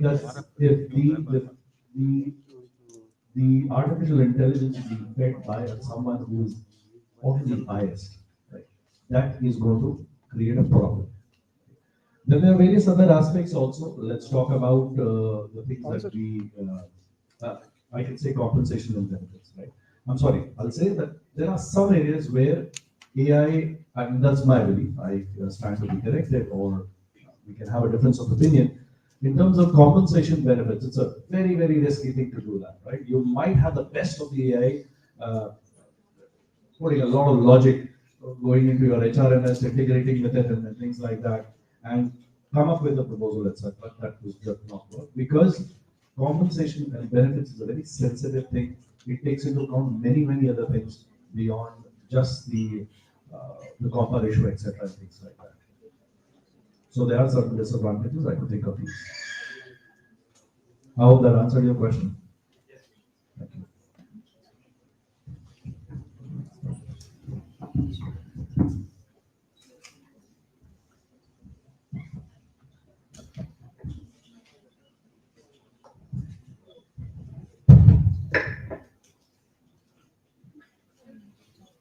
Good afternoon, everyone. My name is Ashley and I'm from MBA 20 batch. And my question is for all the panel members. And the question is how the working in metaverse could change the work at professional level in HR field.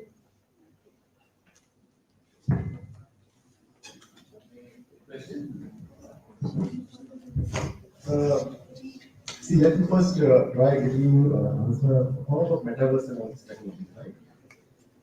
We are being interested with certain tasks wherein we have to deal with people.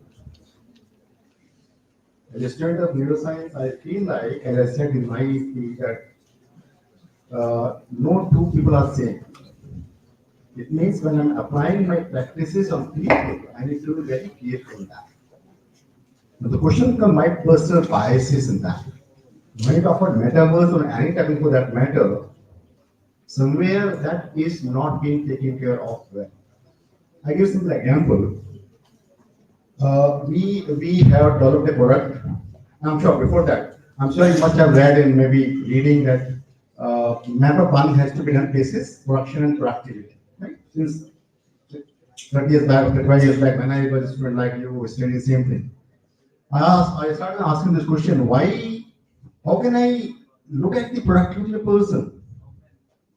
Is not something which is not in my hand. Is some total of the people working for the organization going to be going adding to the productivity of the organization? Now, when I look at myself, it is my skills, my competencies, which is going to impact my productivity. Coming to metaverse, this is what is being added here. So it means if I'm looking at the technology and giving the right, wrong input to the data, to the technology, is wrong. Now we have come out with a new product called member planning basis skills and competencies. My challenge starts with when I hire a person, assuming that he's going to be productive for me, and the moment he's there in the slot, he's not. Clear? So now, whether metaverse or ML or these are jargon because I still think that IT companies, so I have all the liberty I keep saying to people, I can say that I'm really using that. I simply say AI is simulation of human brain functioning and understanding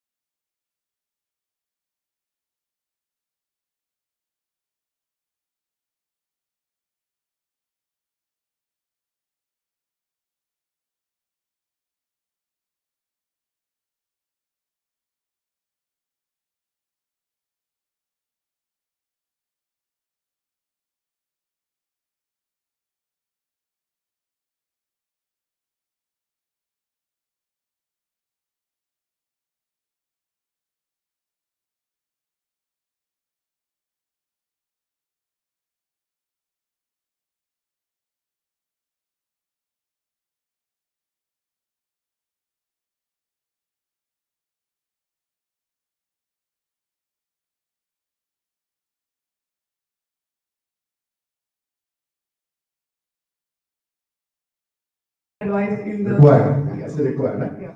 No. So I think that's what we're talking about.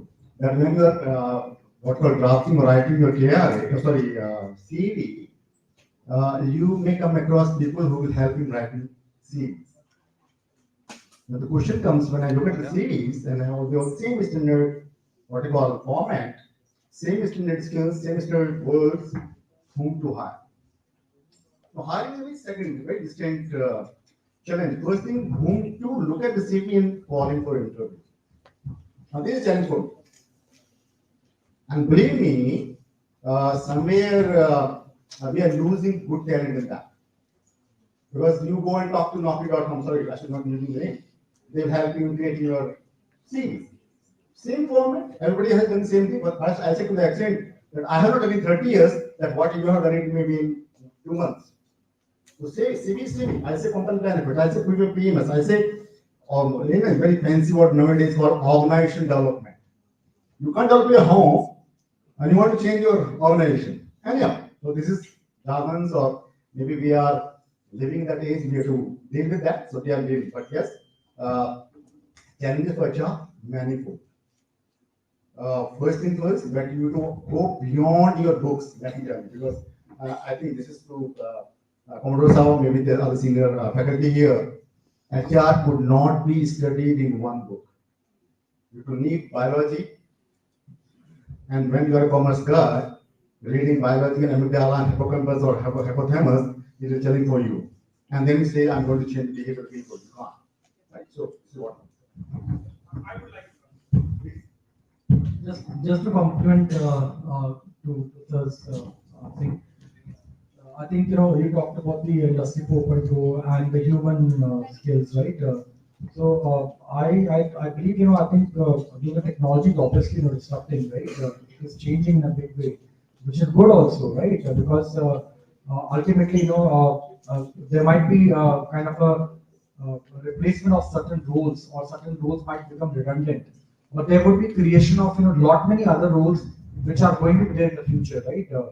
And if you look at even the human skills and competencies for the future, right? I believe the competencies like the social influence that you have, or your leadership capabilities, or creative thinking, right? They are going to be always a game changer for any organization, including the ones of your resilience abilities, right? Or your ability to be adaptable to different situations, right? Because as humans, I think sometimes we are stuck with the notion of taking a decision, right, which might be wrong or right. But I think what is going to be the trend setting thing would be about your agility, right? So HR is I think really going to make a difference on that part. So how fast we can learn from our decision, whether it is right or wrong, and then course correct it to make it even better. Thank you. So I just wanted to make it clear that it is totally a myth that any technology, be it AI, generative AI, etc., is going to replace the human work. With the induction of new technology, with the evolution of new technology, you will see there are a lot of job opportunities in the market. And then again, there is a common myth that this AI is going to replace jobs, especially in the human, on the talent-centric side. But let me give you one example. AI can help you get a number of CVs from various job portals. So, for example, today you are looking for a data scientist, or you are looking for a software engineer. So you can check his technical competency. I mean, this AI can help you to understand, to get the CVs based on certain skill sets. But when it comes to check the functional knowledge of that candidate, when it comes to check the domain knowledge of that particular candidate, and most important is cultural fitment. No AI has, no technology has the capability to check the cultural fitment of the candidate. A software engineer, a data scientist from premium institution having more than 5 years of work experience, who's sitting at a package of more than 40 lakhs, if he's working in a service-based company like HCL, IBM, he may not be the right fit for the companies like Swiggy, Ola, Uber, right? So human interaction has to be there. It's just that you have to upgrade yourself with new technologies, tools, tactics. You have to upgrade yourself, but keep this place.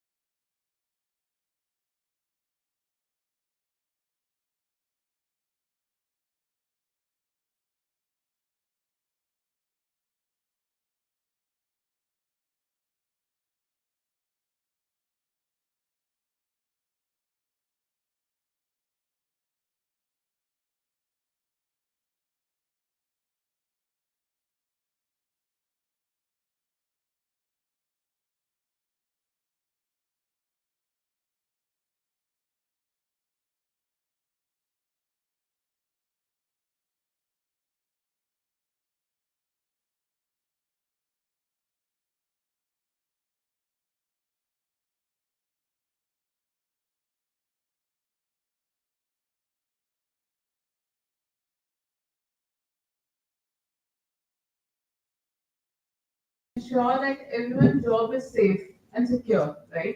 Rather than laying them off and giving them things with for whatever. So I think companies are flexible enough to give you flexible working hours, to give you flexible working days even for that matter, because some companies they are working on MWF at the same time.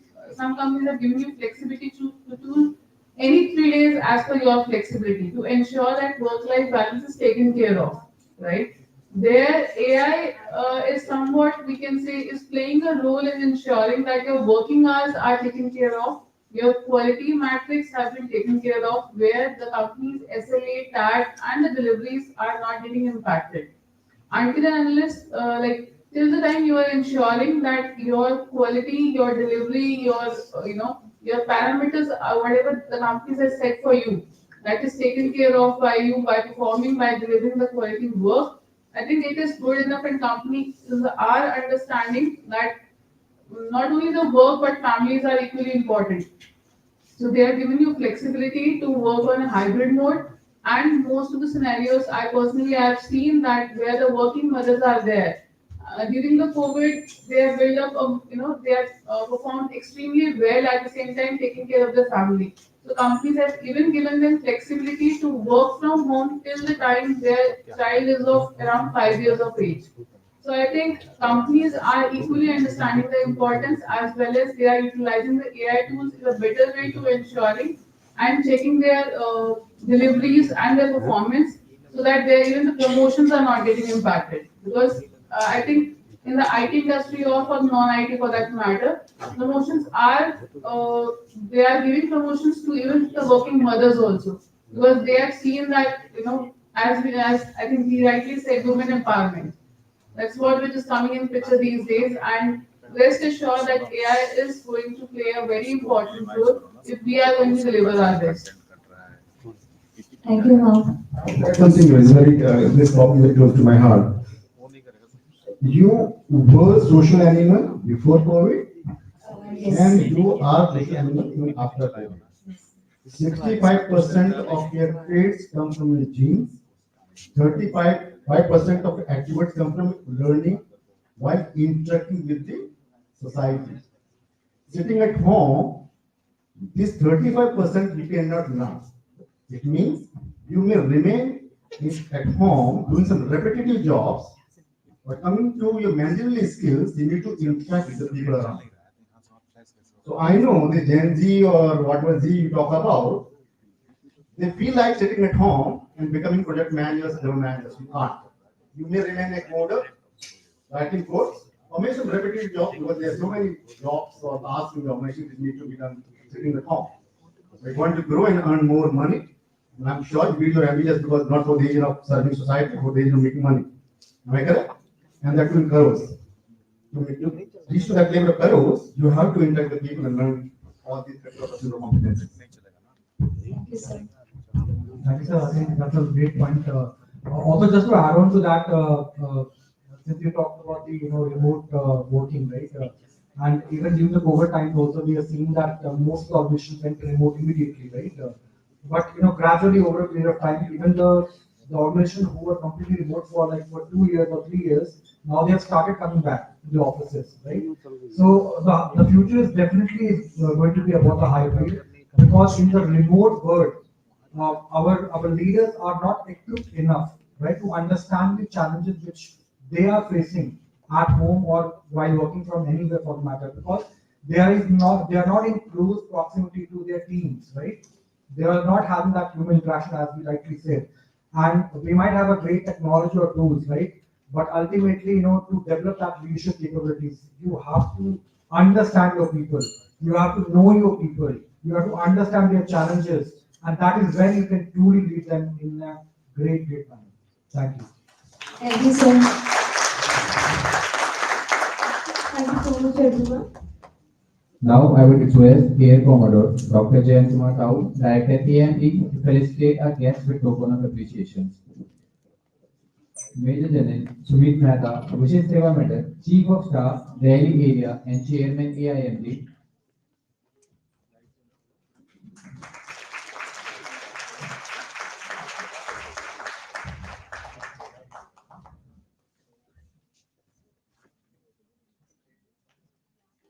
Our Chief Guest, Mr. Yashwant Chauhan.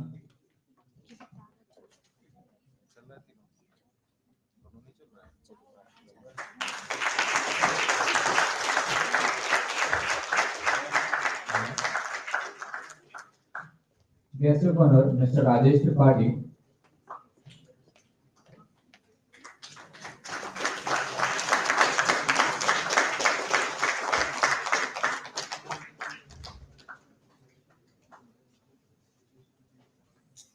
A keynote speaker, Ms. Renu Kapoor.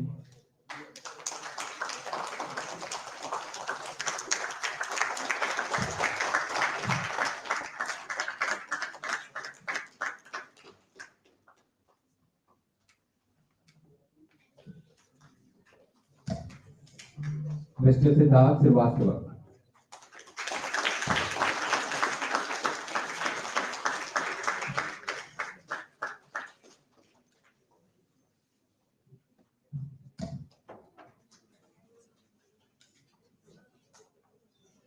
Thank you so much, everyone.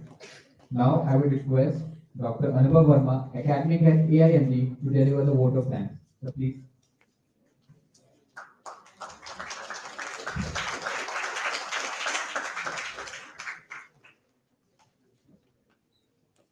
Thank you, Amrita and Gaurav. A very good afternoon to our esteemed speakers, respected dignitaries, distinguished speakers, delegates, faculty members, and my dear students. I'm delighted to have the opportunity to express my gratitude to all of you for attending this conclave on excellence in human resource management, harnessing the power of AI.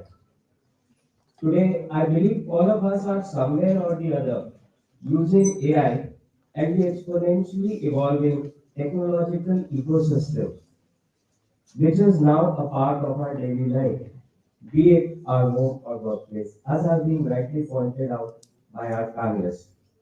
This year at AIMT, my entire faculty team has decided to organize the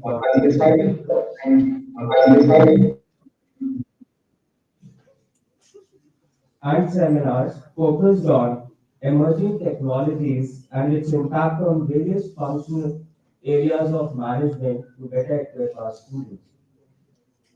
Dr. Amit Ray, a renowned Indian author who is famous for his work in the areas of peace, compassion, compassionate AI, mindfulness, leadership, and creativity, has rightly quoted, future artificial intelligence is more about human emotions, compassion, values, and elimination of human suffering, as has also been highlighted by Prof. This inaugural session has provided a wonderful opportunity to learn from our distinguished guests. We have witnessed some really insightful and inspiring presentations from our esteemed dignitaries who have shared their valuable experiences and perspectives on how AI can transform the HR domain. They enlightened us on how AI can help HR professionals to optimize workflows, enhance productivity, improve decision making, and how to enrich the employee experience. They also highlighted the various challenges that AI poses for HR and how to overcome them by adopting a human-centered and a balanced approach. I would like to thank our dignitaries for their generosity and willingness to share their knowledge and expertise with us. It is a great honor and privilege for me to propose a vote of thanks on behalf of AIMT. Firstly, I would like to express my sincere gratitude to our chief guest, Mr. Yashwant Chauhan, Chief Human Resource Manager, GAIL India Limited, for gracing this occasion with his presence and sharing his views centric to the theme. Thank you, sir. I would like to thank our chairman, Major General Sumit Mehta, VSM COS Delhi area, for his valuable and undeterred support. And sir had very aptly shared his views on the relevance of AI and thereby setting the context of the inaugural session. Thank you, sir.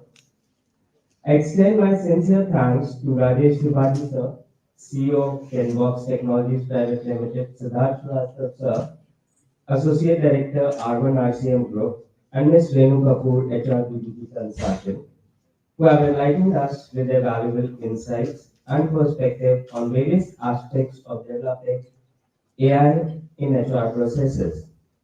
I would also like to thank Major General B.D. Wadhwa, ABSN Pro Vice Chancellor, IIM University, Colonel R.S. Yadav, Additional Director, AWS, our distinguished dignitaries from other institutes, industries for gracing the occasion. Thank you all. I extend my gratitude to our Director, Air Commodore Dr. J.K. Sahu, for his continuous guidance and support at every step. I extend my thanks to our Registrar, Colonel Dinesh Tyagi, our CRO, Mr. Vishal, faculty members, and our supporting staff for the valuable contribution. I would like to specially acknowledge the contribution of HR Conclave team, Dr. Babita Bhatti, Dr. Nilamra Shrestha, and Dr. Priyanka, along with our student coordinators who have worked tirelessly for this conclave. Your dedication, cooperation, and coordination have been exemplary. Thank you. I would like to thank our students of MBA and BBA batches for being a part of this conclave. As the famous ethologist Dr. Jane Goodall has quoted, I do have reasons for hope. Our clever being, the resilience of nature, the indomitable human spirit, and above all, the commitment of young people when they are empowered to take action. So I'm sure that our students have gained a lot from this session, and it has aptly set the right foundation for our plenary session. Thank you. Jai Hind.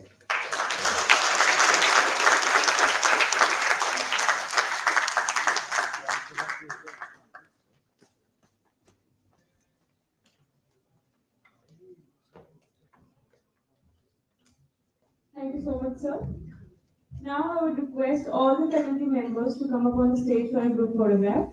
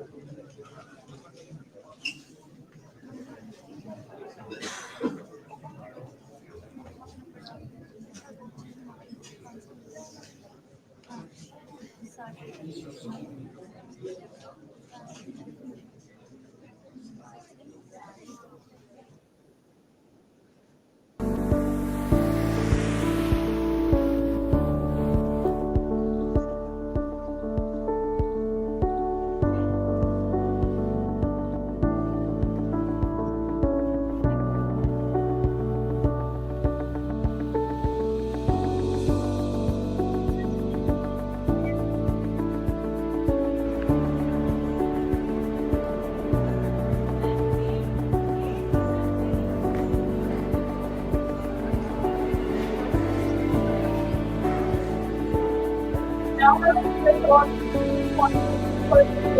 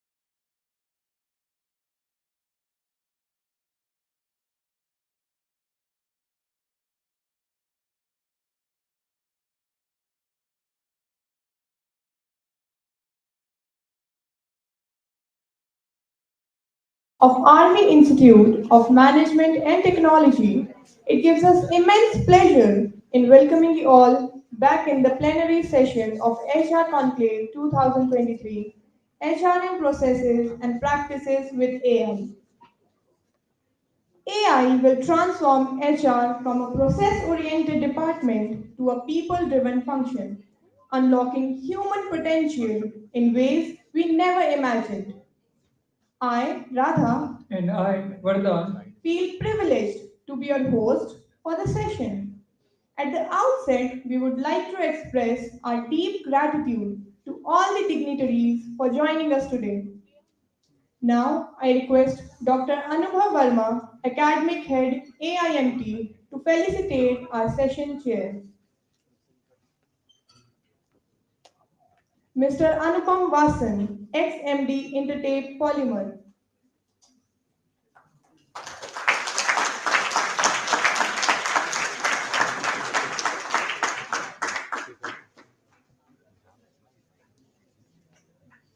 Mr. Saurabh Bali, Director HR for Sterity.com.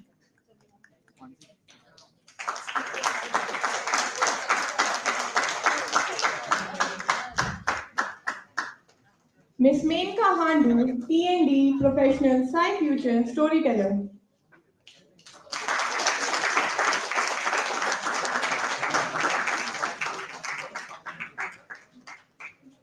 Ms. Akansha Chauhan, RHBP at Imarticus Learning.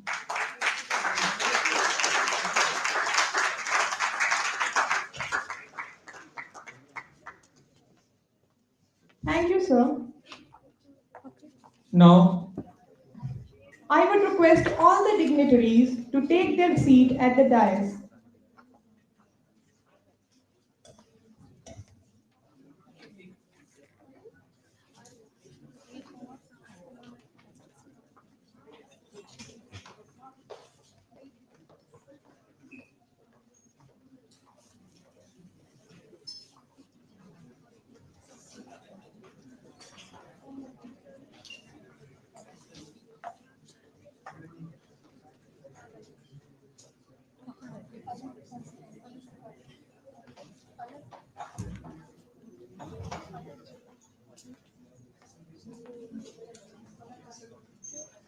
Now, I feel honored to introduce Mr. Anupam Vasan, ex-MD, Intertape Polymer.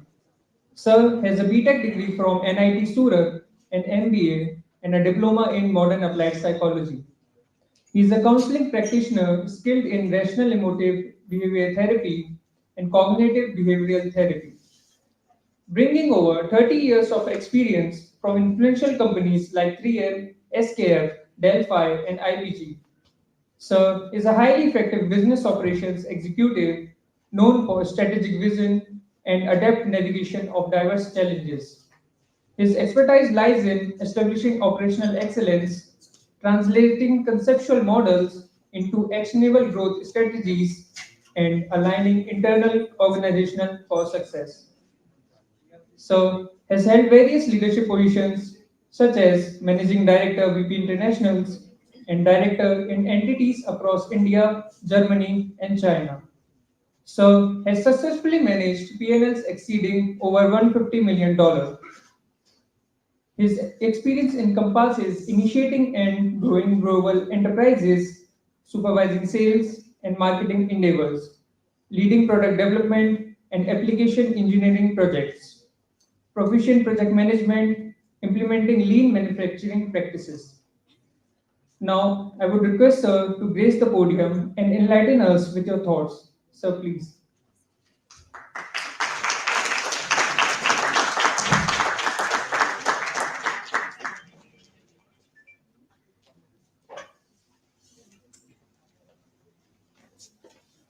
Thank you, everyone. Good afternoon, guys. Good afternoon. That's the energy we need. It's a very difficult session since it's afternoon session, guys. And are we hungry now? Oh, that's a good part because we had a high tea. So I think let's look into today's session. Thank you for AIMT to giving me this opportunity to be here. Thank you to all my.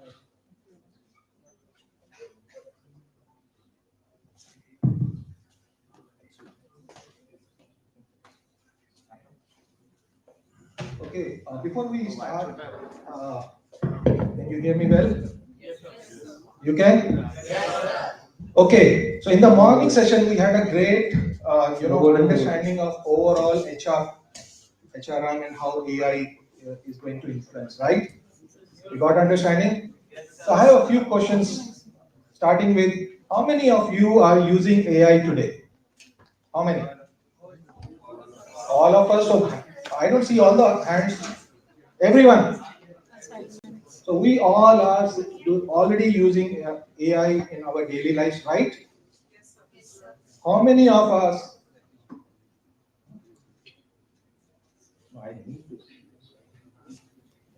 How many of you believe that AI will get into HRM processes very soon? How many?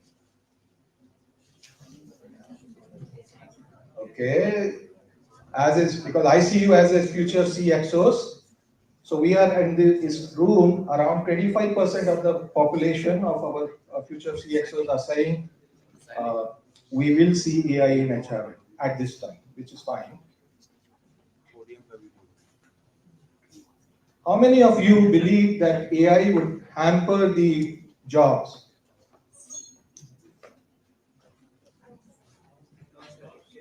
Will impact the number of vacancies? How many? One? Okay, so there's like, okay, around 10% of you. Yeah. Okay, coming, I don't know, you guys are, it's recently, but when the computers started coming in, most of the bank employees said, oh, our jobs will get lost.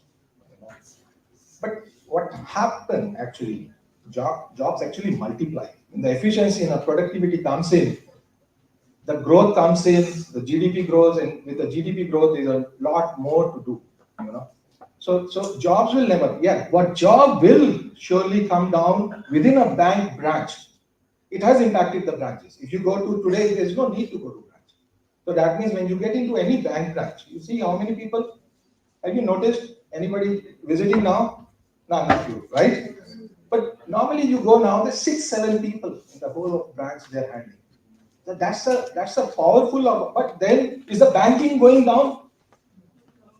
No, right? So that's the nature. So the product AI and all this automation brings productivity. It adds to a growth. With the growth, the jobs will drop. Even the 10% people who believe there will be a drop in the jobs would not happen. Only thing is we need to repurpose ourselves. We need to start looking into where the next job opportunity is going to happen and be ready for that.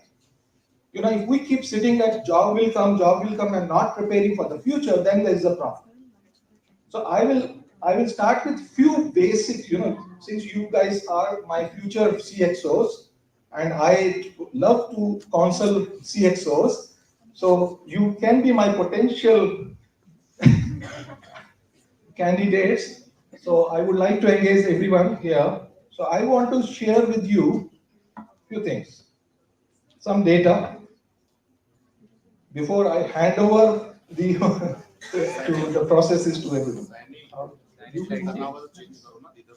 will move this. Okay, I just share a few things here. Next. These are, there's no animation. That's okay. Okay, these are some data. Okay, look into the CEO survey data now. What they are saying at a CEO's level. We need to look that 69% of plus CEOs are saying they will continue to invest in the technology. In spite of the market downtrend also, if they see some market downtrend, they will continue to. So that's the data, the survey reports of some established companies who provide you some data, regularly 6 months or annual. So that's the data. And you can see how much they are saying. And interesting, which I like in this, the first one, PwC, the 69% of CEOs are saying the investment, only the 38% is to preserve today, but 62% is to reinvent their businesses. You please understand, that's a very, very strong statement. That means, as per the PwC survey report, if you go through, most of the technology will repurpose the whole businesses today, what they're doing. And that's why I'm saying, please start looking at what is going to change in very, very near future. We need to start looking into that closely and start understanding market trends. And you are much closer to a market trends. Guys, you're online always. But don't be online on WhatsApp, online on LinkedIn, and online on some better, areas where you get much more understanding and depth of knowledge. Okay, let's move to a next data from HR leaders. So I take Gartner as a good HR company. I kind of established now for many years. So technology is a part of top 5 by HR leaders are saying. Their top 5 priority technology is there in that. And number 1 of investment is their priority is a technology. So HR leader, now this is a HR leader saying, not CEO of a company. Okay. But common challenge is today the 60% of the HR leaders are uncertain. They don't know how this will impact them. I think they are not ready to understand what's happening. And 56% of the HR leaders confirm their HR technology and strategy do not match their current requirement. So there is a gap currently, and that's why even in the morning session we could see that from our great HR leaders what they explained. We could see that should I go, not go, whether it can help me in everything? No, they were like, you could see that because that's a reality today. But we also need to understand that for many years, autonomous vehicle was coming, and now currently 100,000 plus vehicles are running on road without a driver. And AI is a big thing behind that, right? How you otherwise do that? So because you need to know the reaction of the people on road, you need to understand how a person, other car can suddenly take changes and all that they are taking care. So I believe, that's my belief, that there will be a change, a major change happening, the way we are seeing AI currently. Okay, this is just one point here. 76 people, HR leaders agree they will be lagging organization success. So the importance is 12 to 24 months people believe, this is a survey, that they have to do something now, otherwise they are already lagging. That means in next 1 to 2 years, we will see a major shift coming in this. And we need to be ready and prepare ourselves for that. Okay, this is a difficult chart to see, but I would like everyone to get into Gartner, and maybe I can send this report to Vishal and he can share with you guys. It's very important and very nice chart to look into how they map. So there's a hype. We all understand hype. Sometimes it's a hype, and there is a hype going on. If you see the most of the technology I put in of all this AI, generative AI for HR, is in that segment where there are few success stories and lot of failures, but there's a hype going on. So we are at that part. But then the interesting part is, so there are 2 things they are showing here. It's very difficult to see. I'm sorry about it because I could not change anything here, and I still wanted to share this with you guys. The important thing here is the technologies.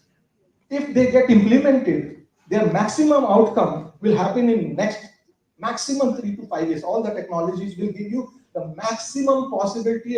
That means if the implementation happen now, if this is successful, people believe that implementation will happen within 2 to 3 years max. That's it. That means you will get all the efficiencies of that within that short period. So AI is coming, and it's coming very, very fast. That's the whole, what I could read and understand from here.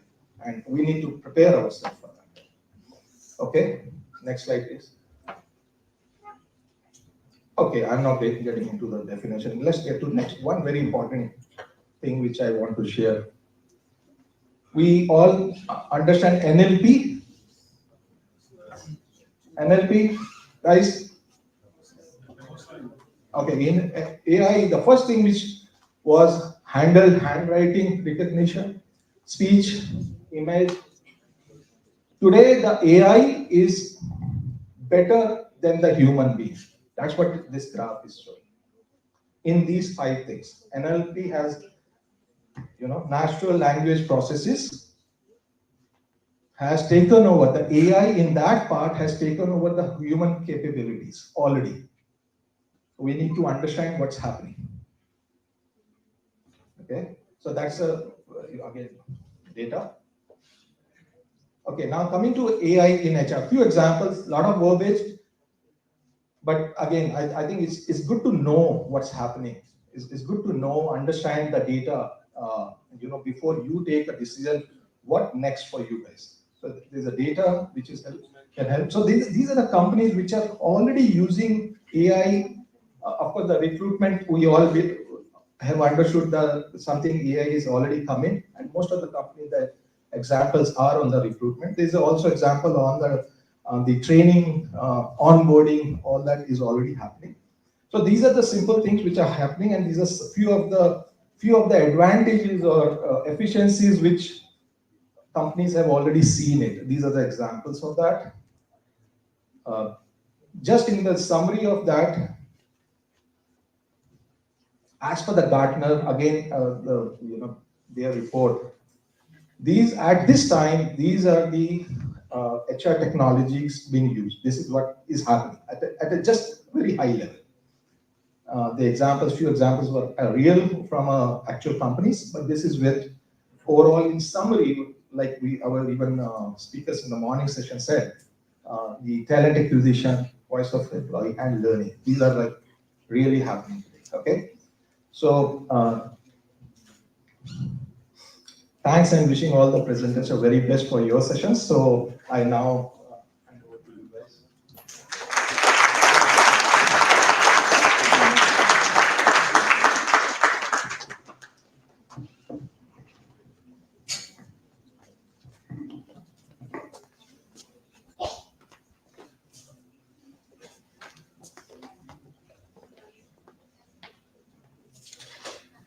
Thank you, sir.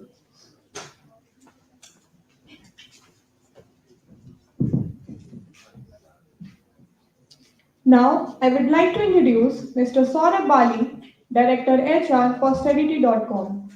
Sir is a partner and principal people solutions at Posterity Consulting, holding an MBA with a focus on marketing and HR. His professional journey includes serving as a business development manager at ALP Consulting Limited and as a human resource expert and solution consultant at Manpower. Presently, Sir plays a pivotal role as partner and principal people solution at Posterity Consulting. Sir is recognized for establishing and driving various strategic and incubating initiatives that contribute to business growth. His specialization lies in project management, product conceptualization, product development, and pilot testing of new products. Sir excels in formulating business plans for product launches, including defining periodicity and methodology for review and assessment to ensure the achievement of committed deliverables. Sir serves as a visiting faculty member at various top engineering and management colleges in India. Furthermore, Sir represents several schools, colleges, and coaching institutes as an academic advisor and career coach, showcasing his commitment to education and mentorship. I would request Sir to grace the podium and enlighten us with his thoughts. Sir, please.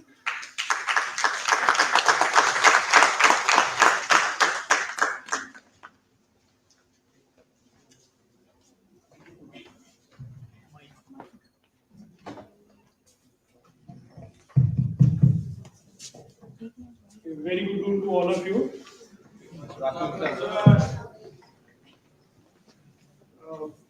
Human intelligence, MI, is comparatively better as compared to AI, artificial intelligence.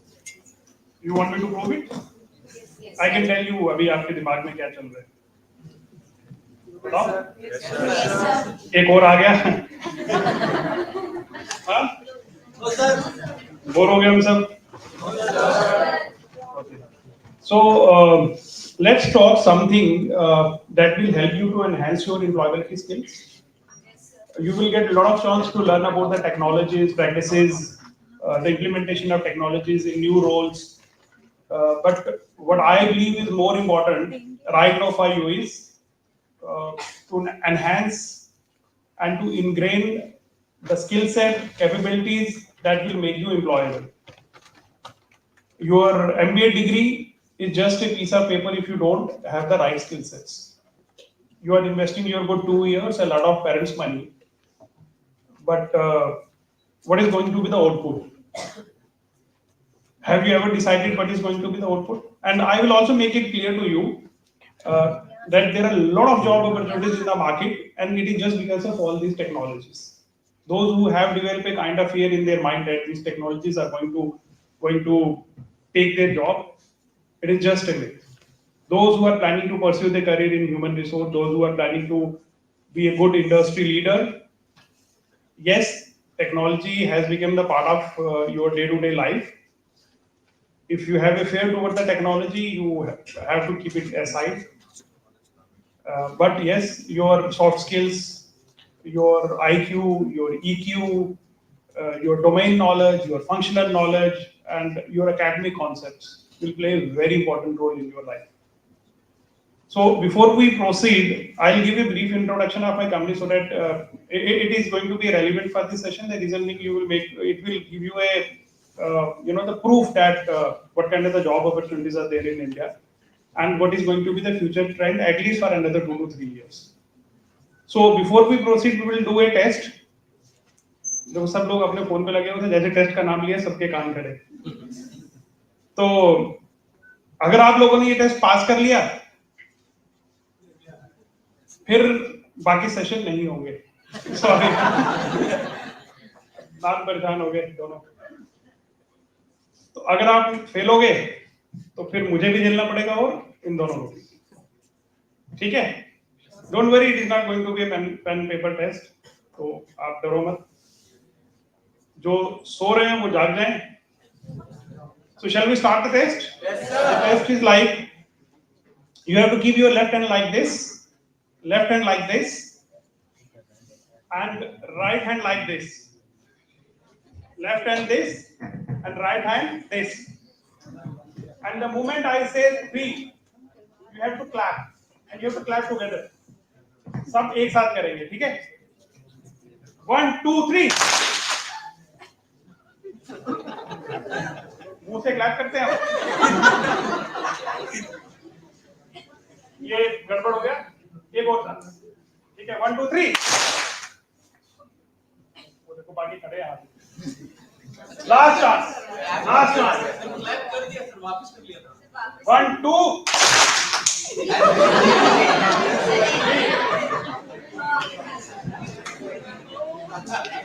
सभी fail. 90% fail हो गए. ठीक है, तो आप झेलो. ये exercise थी. वो लोग जो सो रहे थे थोड़ा सा, और किसी को एआई समझ आ रही थी, किसी को नहीं समझ आ रही थी. दोस्त हुए never gone through their book. तो ये एचआर में प्रैक्टिसेस क्या होती है, क्या सब चीजें आपको नहीं समझ आएगा. So I represent an organisation in posterity. We are a HR service organization. We are into leadership search and talent advisory. It has been almost 10 years that we are operating in Indian market. And the good news for you that in last 8-10 years there have been around 1800 plus companies that came down to India, and they set up their R&D center, global in-house centers, global capability centers. No talk please. It is very important for you. Global in-house centers, global capability centers, R&D centers, the companies that are of financial research companies, aerospace, defense, energy, mining. There are a number of the companies that came to India and they are establishing their R&D centers, global in-house centers, and global capability centers. And there are a lot of job opportunities. And why they are coming to India? Because they have the perception in their mind that we are going to get talent in India. There is a company called Rio Tinto. It is a mining company. But here in India, they are developing all kinds of the technology. And they are hiring Indians. I'll give you an example of a company called Guardian Life Liberty Mass Mutual. They are the insurance companies, they are the mutual fund companies, but they are not selling any kind of the product or services here in India. And Guardian must have hired more than 5,000 freshers in last 2-3 years. So if they are not selling any kind of the mutual fund or insurance services here in India, so why they are hiring people? So who is going to design who is going to do a lot of research on the financial products? Who is going to develop new technologies for them? So they have their captive center here in India. So there are around 1,800 plus companies that came down to India. And day before yesterday, there was a report from Deloitte that around 2,000 more companies are coming down to India. And I'm sure they are going to hire freshers. Their basic point is they are looking for the people who have good academic concepts. I have seen a lot of people, especially the MBA students, हम जब interview लेते हैं उनसे अगर academics question पूछ लो तो उनका एक परसेप्शन होता है कि we are not going for a teaching job why you are asking question me from the academics we are hiring people for market research we are giving them a package of around 12 lakh और हमारा ये छोटा सा काम बनता है उनसे थोड़े से मार्केट रिसर्च के क्वेश्चन पूछते हैं से फॉर एग्जांपल पेस्टल एनालिसिस क्या है बीसीजी मैट्रिक्स क्या है फ्रैक्टल एनालिसिस क्या है so in case if you fail to answer these kind of the questions so why should I hire you? And then again another perception in my mind is this guy is going to invest 2 years or he has invested 2 years and a lot of parents money क्यों MBA के management के concept सीखे and he is not in a position to answer these questions it means ये serious नहीं है कल मैं इसको अपनी कंपनी में हायर कर लूंगा और मुझे 5-6 महीने इसको ट्रेन करना पड़ेगा मेरी training cost people cost I have lot of investment so how he is going to become productive for my organisation जहां इसको सैलरी और सारे बेनिफिट्स मिलेंगे और जहां ही खुद पैसा लगा के पढ़ रहा है it means his learning capabilities are not very good this could be one of the parameter to select and reject a fresher हम फ्रेशर से लेकर लीडरशिप तक हायरिंग करते हैं लेकिन ये एनालिसिस कौन कर पाएगा when we do one on one interaction with the student AI कर पाएगी नहीं हैव यू सिलेक्टेड और rejected any person in your life who said yes नहीं एक लड़के ने बोला था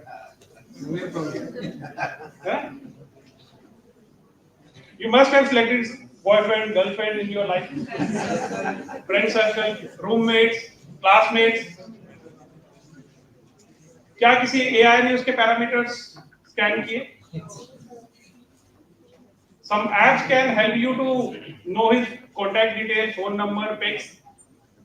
But when it comes to any kind of the relationship, tomorrow if you have to select a person who is going to stay with you as a roommate for 2 months, how you are going to evaluate that person?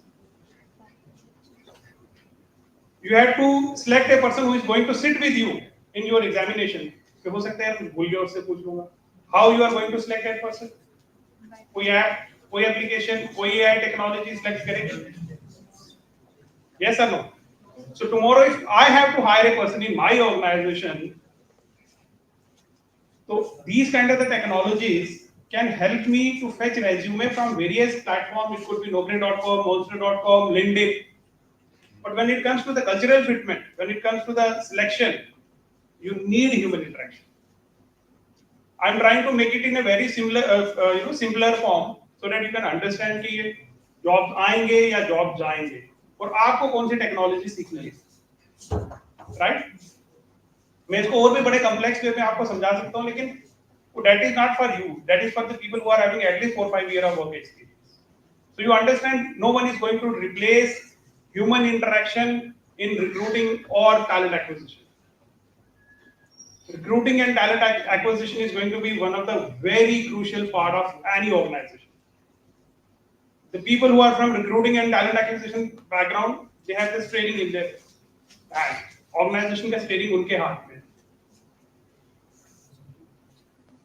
tomorrow if someone is going to be a university relation professional for my organization, वो कौन से college में जाएगा, किस type के बच्चे select करेगा, किनसे मिलेगा, यूनिवर्सिटी रिलेशनशिप कैसे बनाएगा, that will depend, my organization success will depend upon that person. With any app is not, any technology, any app is not going to help you. Yes, first process say for example assessment. Now the use of the technology. मुझे written aptitude test करना है. For that I don't need to travel to 10 colleges. मैं आपके phone पे या आपके computer पे भी एक टेस्ट भेज दूंगा. You have some time limit. My machine will access you whether you are cheating or you are doing on your own. आपने कितना स्कोर किया, टेस्ट खत्म, बात खत्म. अगर आप कोई दूसरी साइट भी खोलने की कोशिश करोगे, अपना मोबाइल यूज करने की कोशिश करोगे, वो आपके आईपी एड्रेस वगैरह सब कुछ जो भी ये टेक्नोलॉजी है कन्वर्ट उसको एनालाइज करके बता देगा कि ये टेस्ट फेयर हुआ है या अनफेयर हुआ है. वो एक पार्ट है असेसमेंट का, रिक्रूटमेंट का वन पार्ट. सेकंड से फॉर एग्जांपल एक मुझे फिल्टर लगाना, I need people who are 70% through their academics. So one my one click can make me can give me the filter candidates. But when it comes to the cultural fitment, when it comes to the right fitment of the candidate, I have to interact with the person. The hiring manager has to interact with you. Second most critical aspect of the human resource job is L&D, learning and development. Yes, there are certain tools that will make me understand what kind of the skill set you are carrying, what kind of the technical aspects you have. And tomorrow I have to design a training program for my employees. So I have to do the training need analysis, training need identification. For that I have to talk to each and every person. Your speed of learning is entirely different from that person. You have different kind of the skill set, he has different kind of the skill set. So I have to design the course curriculum, I have to design the programs according to the skill set of each and every people. So sometimes what we have to do, we have to do the bucketing of the candidates. So for example, these are category A candidates, these are B, these are C. So once we do the grouping of the candidates, so we can design the different course curriculum for them. There is a technology called generative AI. A L&D person has to use this technology so that he can make his or her session attractive. So generative AI क्या करेगी? Musical form में कुछ courses बना देगी, कुछ geographical representations में बना देगी, कुछ आपको data बड़े beautification उसकी कर देगी, so that it became it became easy for you to retain and to understand these kind of the things. So here the human interaction has to be there. So any decision that is on the human, who to hire, when to hire, where to hire, who to promote, who to train. Human is born to make errors until unless they don't use the help of the technology.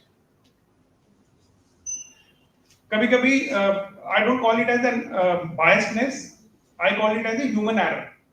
मैं अगर एक interview ले रहा हूँ freshers का भी, मैं दिन में 100 इंटरव्यूज ले रहा हूँ, अगर 25-30 इंटरव्यू के बाद मुझे डिसीजन फटीग आना शुरू हो जाएगी, तो मैं वहां बायस्ड नहीं हूं, but then again I am born to make human errors. So there I need technology. I need technology जो एक एटलीस्ट रिटन एप्टीट्यूड की असेसमेंट कर दे. आई नीड टेक्नोलॉजी जो एटलीस्ट आपकी एकेडमिक बैकग्राउंड या जो भी बेसिक फिल्टर्स हैं वो लगा दे, so that I can get more time to interact with you. You're getting my point? So these are just the two aspects of the human resource. So there are around 10 almost 10 different verticals in the human resource, and everywhere we need technology. So I'm not going to cover all the 10 aspects of the human resource because other speaker also have to put their view.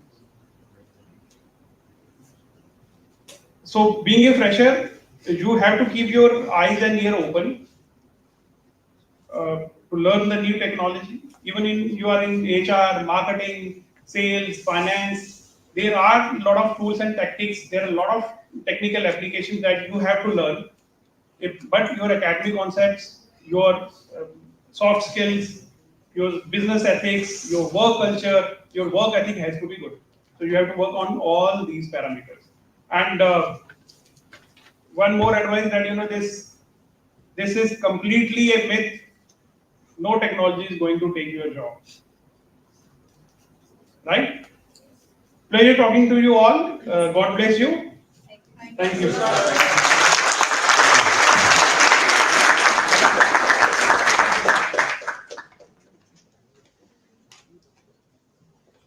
Thank you, sir.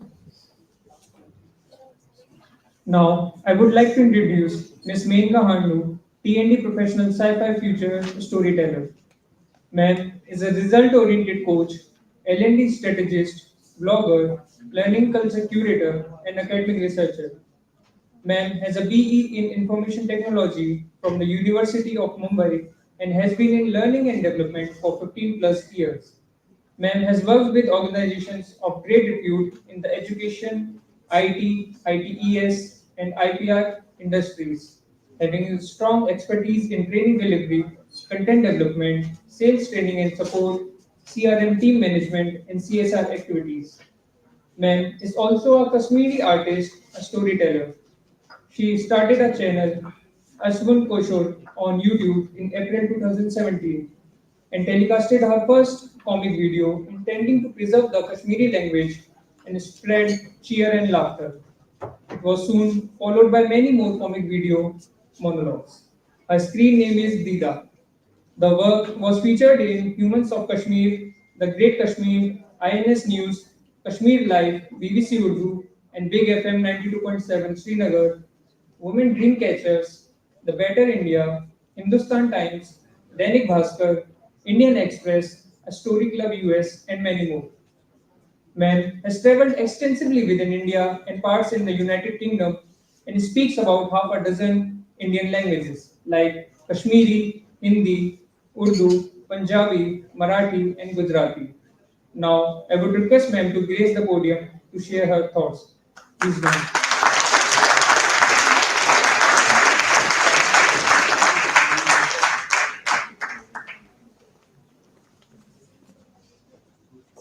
It's working. Good afternoon, everyone. Good afternoon. See, we are in Army Institute, so I think the start would be to ask you all, how's the Josh? Hi. How's the Josh? Hi. Okay, we'll check it. Let's get into anything that makes me look a little taller and slimmer. So thank you. Okay, so we'll do a little exercise here, and my request to all the students is if you could please stand up for me. Sorry for the trouble, but it is just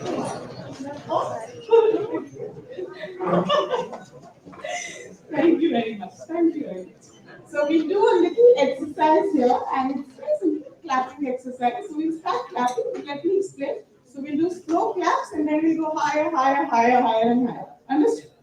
So start clapping. Higher, higher, higher, higher.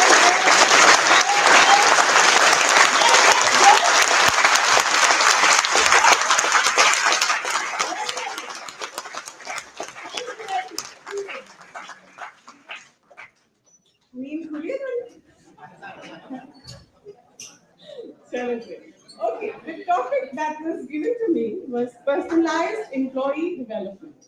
Okay, so what exactly does this mean? किस चिड़िया का नाम है ये personalized employee development? Well, it does include all the strategies and skills that help you or that contribute to your growth as a working professional. Right? Internet has a lot of things written about personalized employee development. The experts tell you got to have great confidence, listening skills, confidence, and what देखो मैं खुद ही बोल रही हूँ. There's a lot of things there. Active listening होना चाहिए, और आपको speaker बहुत अच्छा होना चाहिए, etc., etc. But how exactly do you develop these skills? What do you do? Watch an Instagram reel, 30 seconds, you're a manager, ta-da! Isn't it? That happens these days, right? But I can tell you a 30-second reel will not do it for you. So, and I am a very human kind of a person, so that is the side of employment that I'm going to talk about. I will not talk about it, technology, probably because I don't know much about it, right? So, Why are we attending this session today? As students, for example, why are we attending this session? Because you're looking at ways or techniques that will make you more employable. Yes or no? Yes. Right? So what is your approach generally when you're looking for a job? What do you do? See, because the organization that I'm associated with, we do campus placements. So we send you a JD, job description. We all understand that? Yes. Yes. So what do you do? What is your approach generally? So let me tell you this. When you read a JD, try to understand what will make you a right fit for the particular role. Instead of telling us I am hardworking, I am reliable, etc., etc. See, talking about campus placements, many students are asked, the first question usually is, can you please introduce yourself? Yes or no? So they start with, first of all, thank you for giving me this opportunity. You lose my attention there. I am hardworking, I am reliable. These are all intangible skills. We will know only after we hire you. कि सच में team player हो क्या? How do we know? हमें क्या पता क्या बोल रहे हो आप? Do you get me? Rather be smart, right? Rather try to analyze that that job description and see, do I fit the bill? And if I don't, what exactly do I need to do so that I can qualify for this job? With me, does that make sense? It's not rocket science, right? और दूसरी बात है, मेरे आजकल की generation से मेरी एक शिकायत है, दस तो काफी है, but I also see a lot of hope in you, especially the kids and slightly bigger kids like yourselves. क्योंकि adults में मैंने बहुत पहले उम्मीद छोड़ दी थी, right? So, but I see a lot of hope in kids, and like I refer to you all as slightly bigger kids. So, आप लोग हंसते क्यों नहीं हैं? मतलब what is the problem? We do campus placements. I'll again come to campus placements because that is the platform where we get to interact with young people like you. You know what? The good news is that you're all very young. You are yet to start out, right? But the better news is that zero is a great place to start from. You get me? Because from there you can only go up, right? So can you please tell me, आप लोग हंसते क्यों नहीं? आपके साथ मसला क्या है जिंदगी में? कोई तो रीजन होगा. I'll tell you this. Sorry? What is it? तो प्रेशर में तो हंसना चाहिए. मैं भी तो भूल गई बीच में लाइन, हंस दिया ना, ठीक हो गया. प्रेशर में तो और हंसना चाहिए. See, I'll tell you this. Nowadays, one second. We'll give you a chance to speak as well. Nowadays, we do these interviews virtually. Yes or no? So we have this chota sa dabba because we are technology dependent, but it also makes our life easier. I will agree with that. So 4 people in one frame and then choti si main side में. That is the only place where I look a little slimmer because छोटा सा मेरा चेहरा एक side में आता है, ठीक है? So then we talk to you and we say good morning guys or good afternoon guys, whatever be the time for the interview, and they just say good morning. Like, I mean, I'm sorry, it is not a funeral. Please, थोड़ा सा आप ease हो जाइए. That makes a good impression. I'll tell you why. Because when you greet, जब आपके घर में कोई आता है, make it very simple for you. आप नमस्ते कैसे करते हैं? और जैसे भी, हाँ मतलब हाथ तो जोड़ते हैं. So, but you also smile, right? So that they feel welcome into your home. Similarly, when we talk to you through that little square box, we are also introducing you to the rest of our family, our professional family. Yes or no? So please smile. थोड़ा सा easy हो जाइए, right? Okay, and please be very open to feedback and learn to accept rejections. I'll give you an example, and I swear on me, मुझे अपने आप से ज़्यादा मोहब्बत किसी से नहीं है. So I swear on me that I'm not making this up. This happened 2 days back. We were interviewing 12 students of a very reputed engineering college in Delhi. I obviously cannot take the name. Out of 12 students, 5 students cleared the first technical round. Right? So as a process, we sent an email. These are the 5 students who have cleared the first technical round. So what happened is next day, the coordinator, who is also a student, because student coordinators, okay. So she said, ma'am, we feel, some of our students feel that they did better than the others in that first technical round. Could you please consider them again, or could you please interview them again? For a second, I thought I did not hear her properly. I said, one second. Could you please repeat what you said? She's like, we feel that you've rejected them and they deserve to be selected. Where do you get this fake arrogance from? Where is it going to take you? And I'm not making this up, this is a reality. It's a reputed engineering college. Please understand, आप reject हो सकते हैं. Rejection का मतलब ये नहीं होता कि आप में capability नहीं है. It is possible that you don't just fit a certain criteria, a certain parameters. That does not mean you're not good enough. And my answer to her was, पहले तो मैंने पानी पिया, मैंने पहले होश संभालूं, मैंने कहा बेटा ऐसा है, in my 10th standard, my mathematics score was 82. And I thought I deserved 100 on 100. Because you come with such immense confidence, arrogance, and expertise, could you please tell me, can I change it? You get me? So she probably did not understand my sarcasm and joke. Sense of humor is directly proportional to one's intelligence. So I was very happy. ठीक ही लिया है हमने decision. ये तो coordinator का हाल है. ठीक है तो शायद बच्चे शायद ठीक ना हो. Okay. So I said no, I'm sorry, we won't be able to change that. And my suggestion would be please read, and probably you'll get selected somewhere else. And my blessings as usual. दूसरी बात है, please be a little realistic in life. And I'll tell you what that means.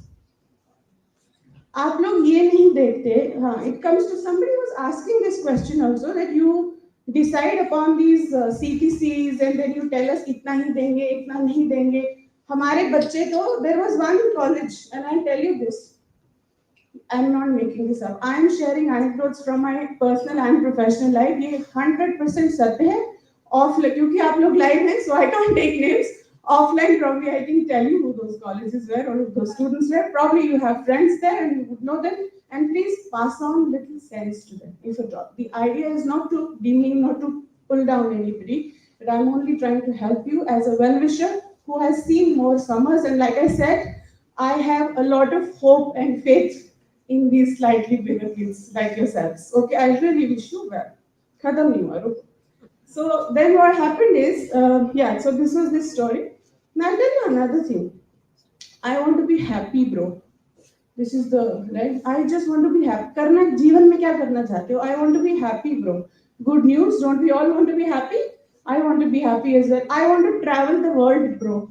I said, so do I. But you know what? Tell you a reality. You need to generate some kind of income for it. ऐसा लगता है travel करने के लिए, right?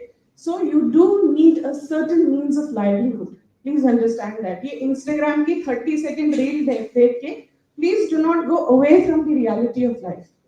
And do not become pseudo-entrepreneurs. What does that mean? I don't think I fit into a 9 to 5, bro. क्यों bro? तुमने किया है क्या 9 to 5 पहले? How do you know? What do you want to do? I am a foodie. So am I. Look at my hair. So I want to start a catering business or a restaurant. Very good. So I can't fit into a 9 to 5. कि मत करो. लेकिन what is the plan? Restaurant, bro. I said, but how, bro? Now please understand. To start a catering business or a restaurant, first of all, you need to know how to cut vegetables. That is the first thing. And after that, you also need to know how to do the dishes. बर्तन मांगने आने चाहिए. तुम घर में अपनी coffee का मग तो रखते नहीं हो किचन तक. तुमको ब्रो करना है. It doesn't work like that. Do you get me? And you can apply it to other things. जो ये 30 seconds के reels देख के आपके दिमागों में idea आते हैं, you can probably apply it to that. I'm just giving the catering example. And to understand all of that, bro, you need to work in a restaurant. 9 to 5 or dopair to evening, anything, but you need to work. So please be a little realistic. 30 seconds reel will not do it for you. If you want to become I want to become an influencer, then bloody well be very good at it. There is a quote. I'm a huge Shah Rukh Khan fan. By the way, you can judge me if you like, but I've liked him since I was a little schoolgirl. He once said that if you want to become a philosopher, first have money in your pocket. That is the reason I emphasize a lot on the fact when I speak to youngsters that please first learn to work for what you पहले आप deserve करो, फिर आप desire करो. You need to work for certain things. They don't just come to them. इसको जगाना, इसको पीछे. हेलो क्या बोला मैंने लास्ट? चल झूठा और चल no I understand you been sitting here since morning okay I don't mind this ठीक है नाउ ट्रैवल जो ब्रो है ना that travelling is actually a book if you get into a job that gives you an opportunity to travel please grab it with all your 32 teeth. Traveling will add so much to you. Traveling is a book. It will make you, it will add to what we call cultural competency. It will help you become a better leader. And I'll again give you an example from my life. Have you heard about glossophilia? Glossophilia, anybody? अभी मत खोलना अपना phone AI अभी मत खोलना. Has anybody heard about glossophilia? No. Okay, it's a rare condition. It's a disease which only gets worse by every year if you have it. And scientists and doctors have yet not found a cure to it. And I suffer from that condition. इसका कोई इलाज नहीं है. Sad? Okay. इसको वापस जगह आंखें ऐसी. Open your smartphone. Please search for glossophilia. Spelling बताओ मेरे पास भी तो पर्ची है ना. Wait.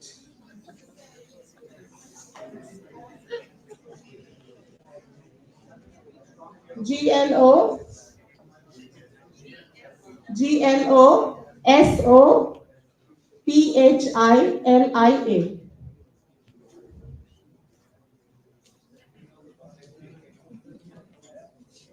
Done?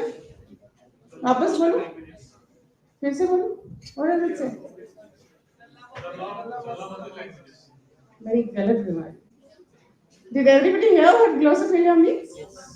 It's the love for languages. कोई बीमारी नहीं है मैं ऐसी टेस्ट कर रही थी. Okay. It is the condition. I have that condition, like they said in my bio, if you heard it. Apart from my mother tongue Kashmiri, I also can speak English, Hindi, Marathi, Gujarati, and Punjabi. Marathi and Gujarati because I studied in Bombay, so they speak Marathi and Gujarati there. Now, अब ये राम कहानी इसलिए बता रही थी. India is a beautiful country. Trust me, if you travel, there is so much that you can learn on the roads.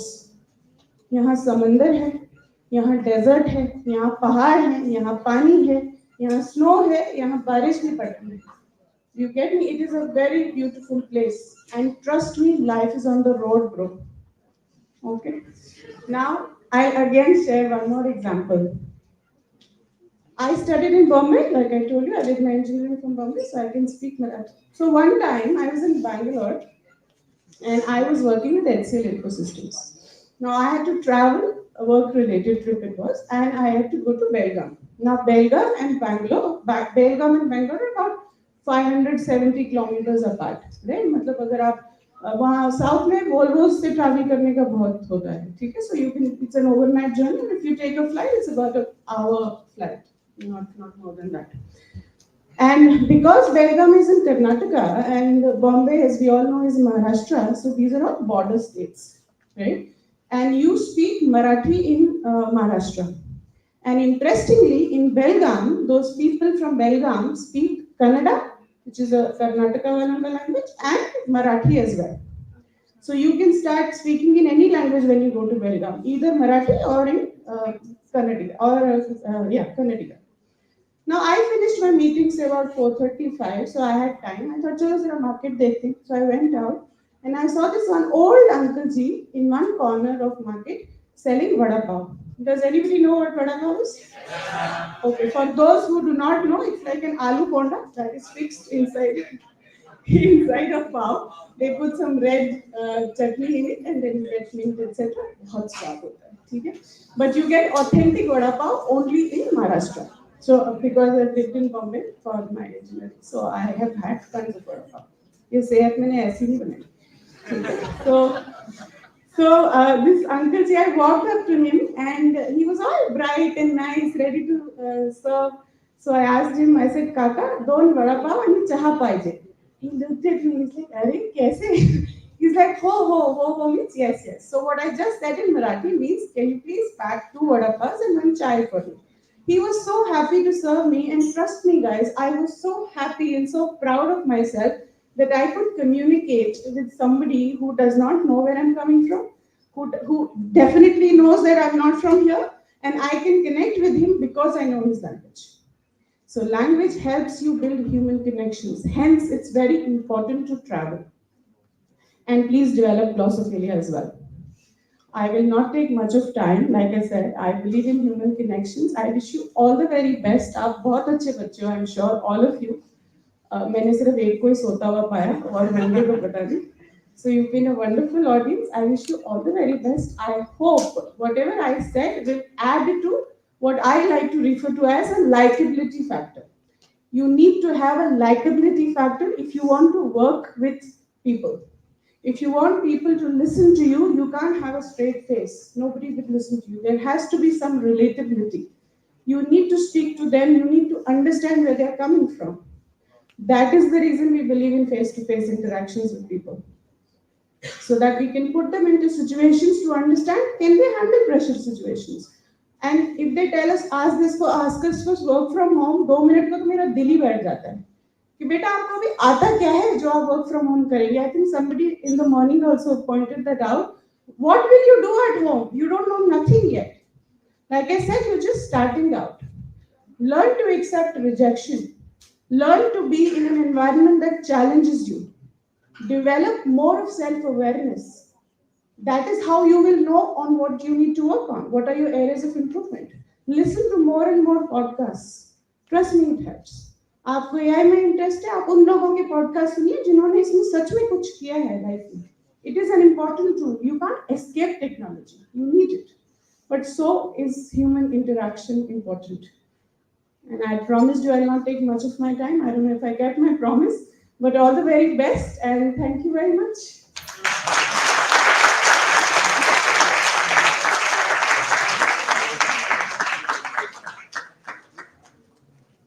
Thank you, ma'am.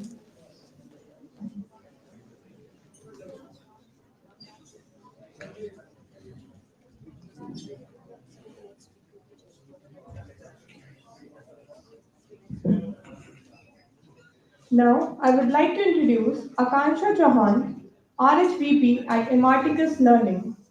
An experienced HR professional, ma'am is passionately engaged in a role as an HRBP at Emarticus Learning. With a strong foundation in technology, holding a bachelor's in food technology from Delhi University and an MBA in human resource development. Ma'am began her journey as a quality assurance intern at Mother Dairy. Ma'am soared through roles at Indigo Aviation Limited, White Hat Junior, and Infinity. Ma'am was a sector executive HR at ProProps before returning to Emarticus Learning as an HRBP. Known for driving employee engagement and resolving conflicts, Ma'am is a seasoned professional with a passion for personalized employee development. I would request Ma'am to please grace the podium.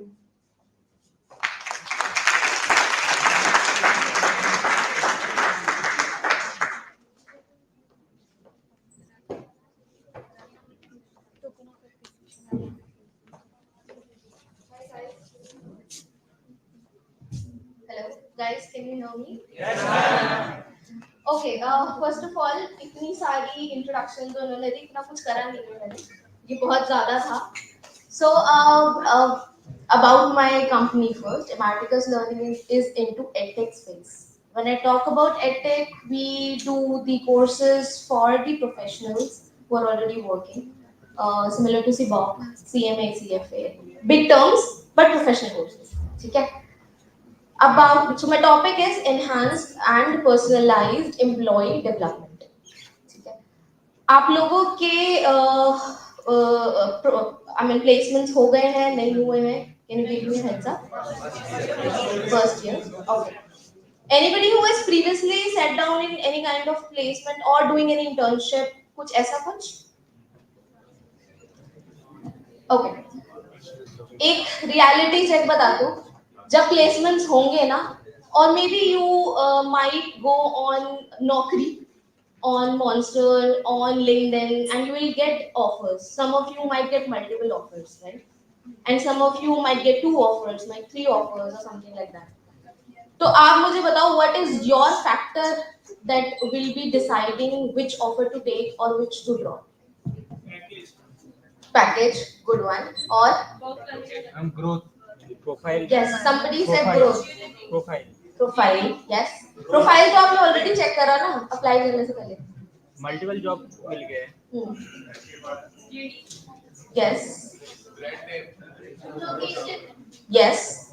Very important for female job seekers. Location. Okay. अगर आपके पास 3 offers हैं and तीनों are giving you 10 lakh per annum का package as a fresher and the same profile. Brand is, let's say, you get one in TCS, you get one in Amazon, and you get one in, let's say, Flipkart. तब क्या करोगे? क्यों?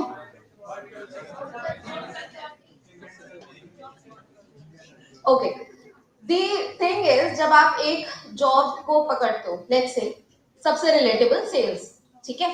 Sales में आप लोग गए as a fresher, you work for 1.5 year. उसके बाद पता है क्या होता है? Monotony. क्यों? क्योंकि आप सेम कॉल्स कर रहे हो ओवर एंड ओवर, है ना? इनसाइड सेल्स है फॉर एग्जांपल, तो कॉल्स कर रहे हो, आपको क्लाइंट लीड आ रही है, आप कॉल कर रहे हो, कन्वर्ट कर रहे हो, नहीं कर रहे हो, इंसेंटिव मिल रहे हैं, नहीं मिल रहे, सेम प्रोसेस चल रहा है, राइट?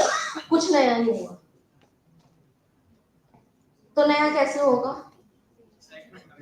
एक्साइटमेंट. कैसे आएगी एक्साइटमेंट? फन एक्टिविटी करने से. फन फ्राइडे में करा दूंगी तो एक्साइटेड हो जाओगे, हैं? मैंने गेम करा दिया एक, will you be excited? No. What will make you stay back is क्या different मैं दे रही हूँ as an organization आपको, है ना? And that includes not just Fun Friday, not just increment, not just appraisal, but learning. क्योंकि learning आपको over the years it will give you profile, it will give you appraisals, it will give you good companies to work for and a lot of things. Skills, secondary skills आजकल बहुत market में चल रहा है ना, you need to learn a secondary skill, है ना? Why? Because that will capitalize you as a person, as an employee, है ना? And that is what development is. That is what we do. That is what makes me different as an employer to you guys, है ना? जैसे मेरे पास 10 लोग हैं जो apply कर रहे हैं उस पोजीशन के लिए, वैसे ही आपके पास भी तो 10 कंपनीज हैं to go for. See, employer and employee is a co-relationship that should benefit both of you, both of us, you and me. So I have to, as an HR person, I want you to grow so that you can grow, and accordingly my business goals can be derived and I can grow as a business, है ना? तो वो बहुत important होता है. अभी आजकल हम क्या कर रहे हैं? हम कॉलेज में तो अपग्रेड से पढ़ रहे हैं. कोई पढ़ रहा है अपग्रेड से, या कोई ऑनलाइन कोर्सेज कर, अपनी नहीं हो पा रही ना, कॉलेज की नहीं हो पा रही. सॉरी, हाँ आई नो. अरे हम भी सब कॉलेज में थे यार, हमसे भी नहीं हो पा रहा था. हमने भी लड़कते पास करा एमबीए, क्या करें. सो मेरे लिए एंड आपके लिए बहुत इंपॉर्टेंट है कि आप सीखें, नॉट जस्ट टेक्निकली सीखें, बट बहुत सारी सॉफ्ट स्किल्स होती हैं. आई एम श्योर आप लोग जब पहली ऑर्गेनाइजेशन में जाएंगे ना, आपको सैलरी स्लिप भी पढ़ना नहीं आएगा, ये फैक्ट है. मेरे पास आज भी बहुत लोग आते हैं working as a faculty also in my company, जिनको पढ़ना ही नहीं आता सैलरी स्लिप, कि मैम मेरा बेसिक क्या है, मेरा पीएफ क्या है, कैसे कट रहा है. This is also a skill that you need to understand. और ट्रस्ट मी, कैंपस से कॉर्पोरेट बहुत अलग है. ये जो थ्योरेटिकल नॉलेज आप ले रहे हो ना, very important, but it will stay back with you college तक ही, ये नहीं जाएगा आगे. क्योंकि बहुत ज्यादा there are very minute things which you learn when you get into a corporate or get into an internship. ठीक है, बात करना लोगों से. अभी हम हाय हेलो यार, भाई बहन दीदी ये सब कर देते हैं, नहीं चलता कॉर्पोरेट में. लेट मी टेल यू, नहीं चलता है. And this all comes under soft skill development, जिसके लिए क्या कराते हैं? ट्रेनिंग्स कराते हैं, जिसके लिए हम गेम्स खिलाते हैं, टीम बॉन्डिंग, है ना। अभी कॉलेजेस में क्या होता है, आपके कॉलेज में क्या होता है, आप लोग साइट विजिट्स पे जाते हैं, है ना, इंडस्ट्रियल विजिट्स, कहाँ कहाँ गए हैं? ओके, अमूल, अनमोल, अनमोल, क्या सीखा वहां पे? कुछ नहीं सीखा, खा के आए हम।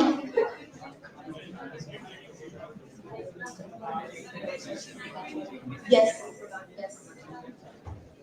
सो दिस एवरीथिंग जो छोटी छोटी चीजें भी करते हैं ना, they all conclude with the development of a person, personality development. मेरे पास कोई इंटरव्यू के लिए आएगा और उसने कैजुअल्स पहने हैं या शॉर्ट्स पहन के आ गया, I will not hire the person, मैं बात ही नहीं करूंगी ना, right.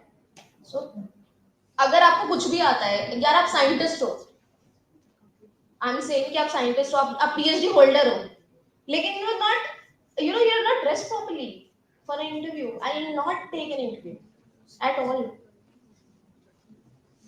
So this entire thing that you learn when you get into corporate, शुरू के I would say 6 months to a year, it will actually make you a different person altogether. एक छोटा सा लाइफ एग्जांपल दे दो. I got married 3 years ago. उससे पहले I did not, मतलब लड़कियों को पैम्परिंग नहीं की जाती घर में बहुत ज्यादा, कि हम तो भाई पानी भी नहीं खुद से लेंगे, हम तो चाय भी नहीं लेंगे खुद से, है ना, फिर शादी हो जाती है, फिर सब करना पड़ता है, right. But what it taught me personally is time management. कि अगर मुझे सुबह उठ के ऑफिस जाना है 10 बजे, I will wake up at 8, I will do all the house chores, है ना, मेरी वॉशिंग मशीन भी चल रही है पर साथ साथ मैं किचन में भी हूँ, I am doing that, I am managing it.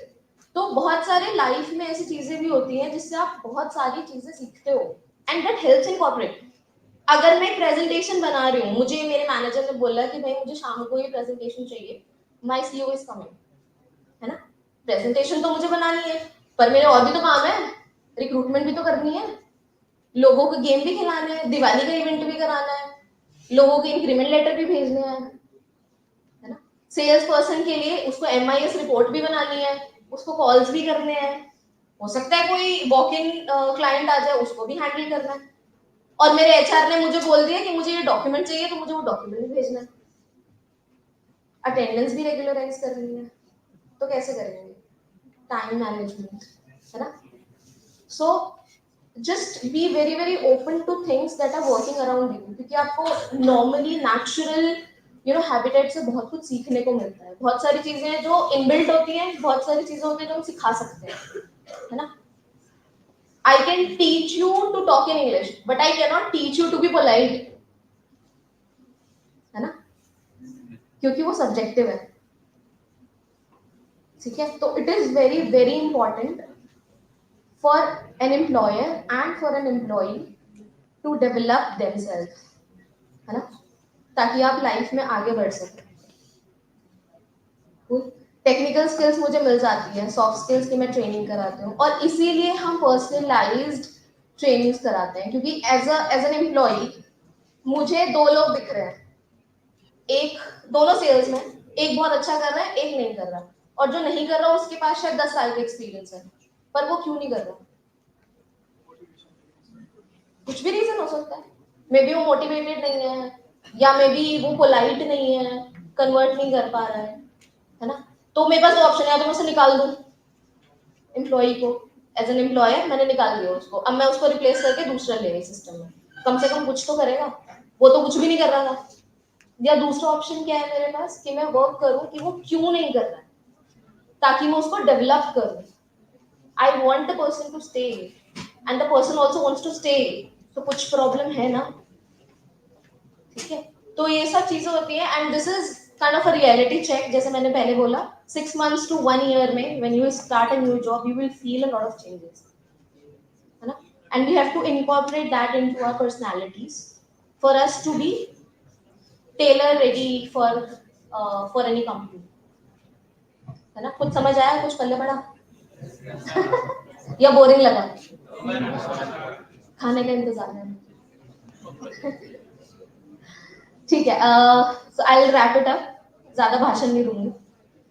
You can reach out to me if you want separately after this session, है ना? Thank you so much, guys. You've been a lovely audience. Thank you.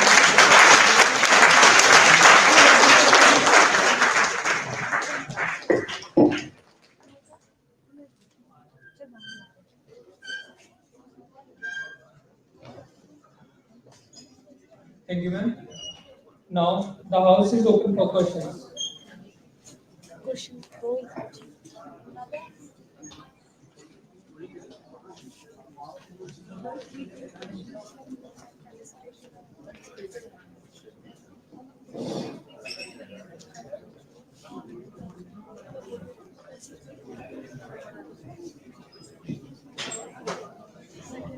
Good afternoon, respected sir and ma'am. My question is to Menka ma'am.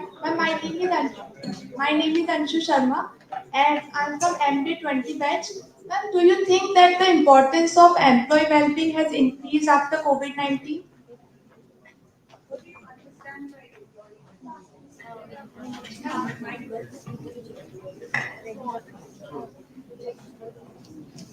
Can you hear me? Yes, Lovely. I'm sorry I missed your name. yes, ma'am. Anshu, ma'am. Anshu. Yeah. Hi, Anshu. So, what do you understand by employee well-being? Their thinking, their thought process, their work pressure, ma'am. Like mental health, basically. Mental health. So, what is the question? Has it changed? Changed for good or? Yes, ma'am. That the importance, ma'am. Earlier, the need for their well-being was not that much as compared to COVID-19, ma'am. Is it true? Like because we are not aware about the corporate. So, ma'am, is it increased now or enhanced now? To be very honest, I think a lot of us, rather than taking lessons from what COVID can do to generations, have tried to misuse it. To be very honest, we've got into this work from home mode. I'm dead against it. I understand you need a couple of days in a week which you can stay back and you might want to work from home. There might be somebody mentioned about working mothers or feeding mothers. Those are one-off cases. But I think people did not really learn anything from COVID. I personally feel if COVID did not teach you anything, I don't think anything ever can. So I don't know if I answered your question, but I think no. People have started misusing it. COVID, this work from home or having these meetings online. I spoke about reels. There are enough reels and content around it that you just put everything on mute and you're not even there.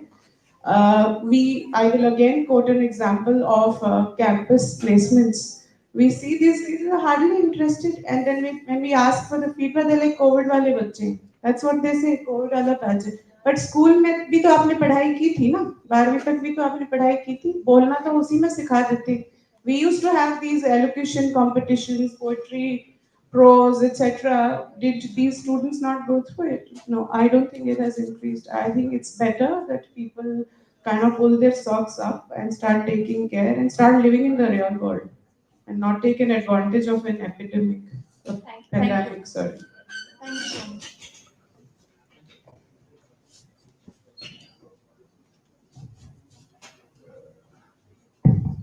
Good afternoon, everyone. My name is Rahul from MBA20. So my question is open for all. My question is, what activities you do in your organization related to the employees' engagement?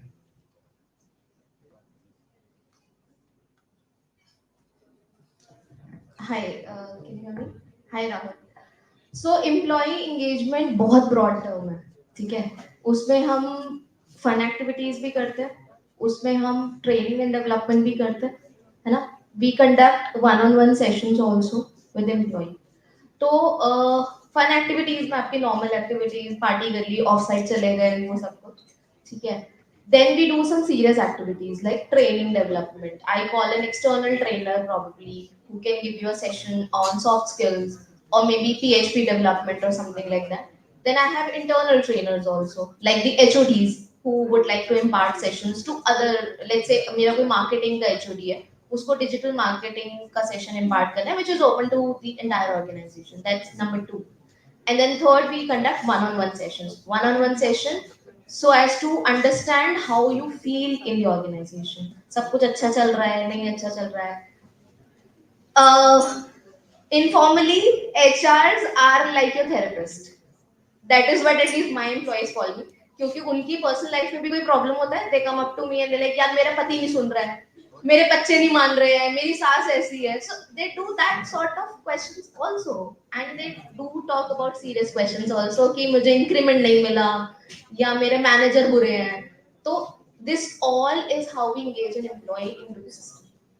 Thank you, ma'am. Now, I request Dr. Anubhav Verma, Academic Head AIMT, to felicitate our guests with a token of appreciation.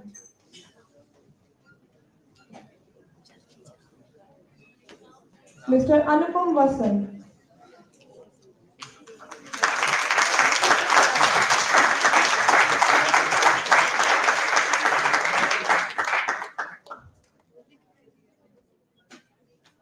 Mr. Saurabh Bali.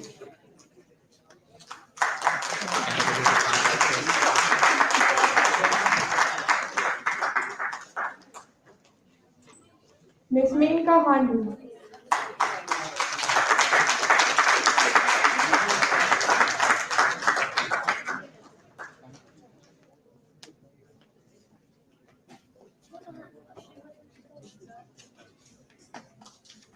Ms. Akansha Chauhan.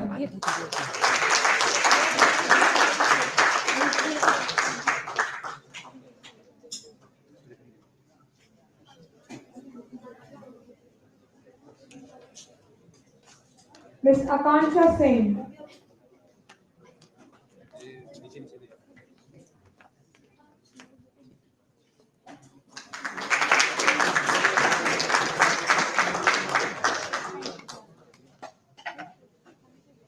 Thank you, everyone.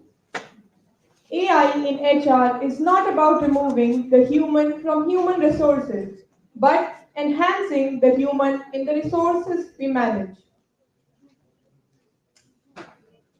Now, I will request Dr. Babita Bhati, Area Chair, HR, AIMT, to deliver the vote of thanks.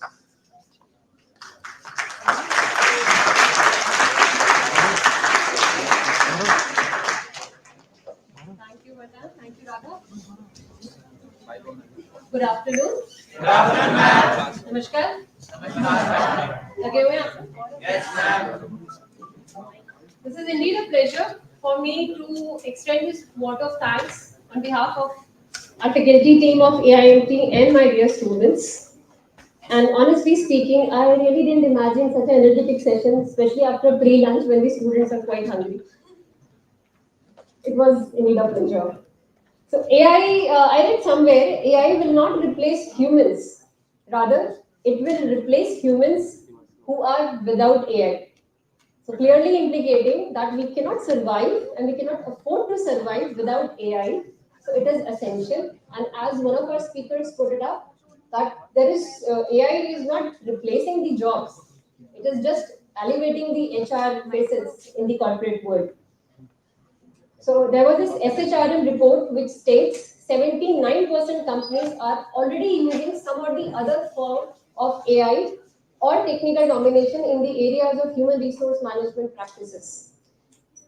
I would like to place on record our thanks to Major General Sumit Mehta, BSM, Chief of Staff Delhi Area, and Chairman AIMT for sparing his valuable time today and for encouraging us. My heartfelt gratitude to Mr. Anupam Vasan, ex-MD Intertrade Polymer, founder of The Counselor, for moderating this session in quite an exquisite manner. And it was quite interesting, sir. Thank you so much. A very special thanks to the galaxy of speakers whom we have in our second session. Mr. Saurabh Bali, Director HR, Prosperity.in. Ms. Menka Handu, Storyteller and T&D Professional Sci Future. Thank you, ma'am. Now I understand why you have this storyteller title.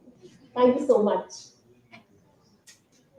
Ms. Akanksha, thank you so much for agreeing in the last moment because we made her agree on the very last moment. Ma'am, please, we are falling short of speakers in the second session. Please speak for us. So thank you so much for accepting that impromptu. My heartfelt thanks to my co-conveners, Dr. Priyanka and Dr. Nilamra from my HR department, who has had my back in my each and every panic moment. Thank you, Director Sir, Air Commodore Dr. J.K. Sahu, Dr. Anubhav Verma, our academic head, for your constant guidance and having our back. My faculty team members, I seriously cannot thank you much for helping me out and for jailifying me in this whole episode of arranging Conclave 2023. Thank you so much, everybody. Last but not the least, my lovely audience and my dear students, thank you so very much for sitting patiently.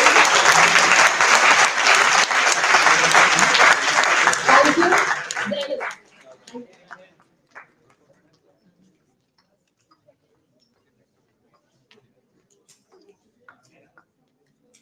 Thank you, ma'am. Now I request all faculty members to come up on the stage for a group photograph.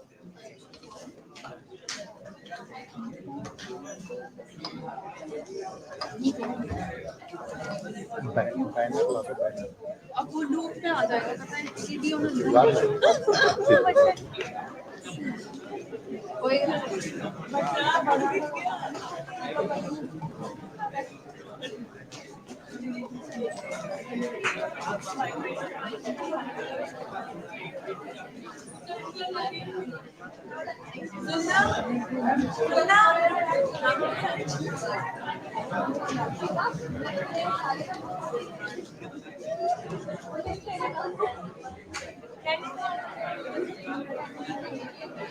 Hariom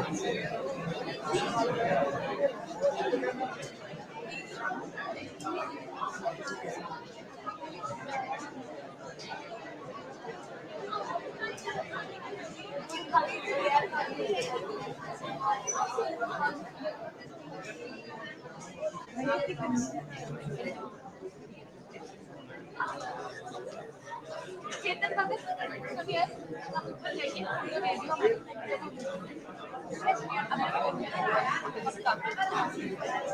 मेरी तो smart आती है तो smart आती है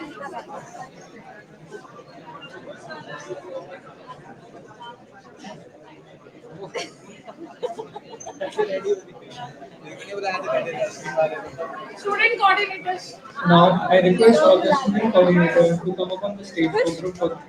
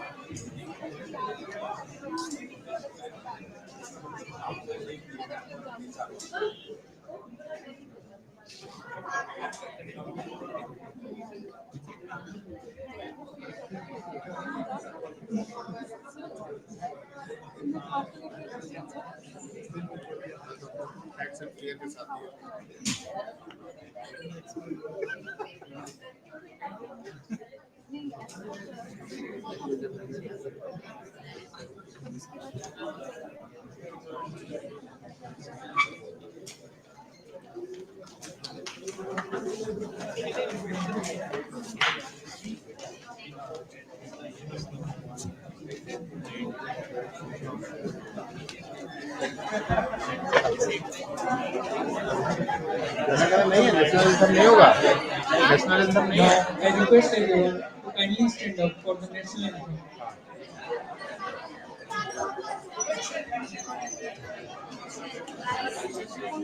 Now I request everyone to kindly stand up for the national anthem.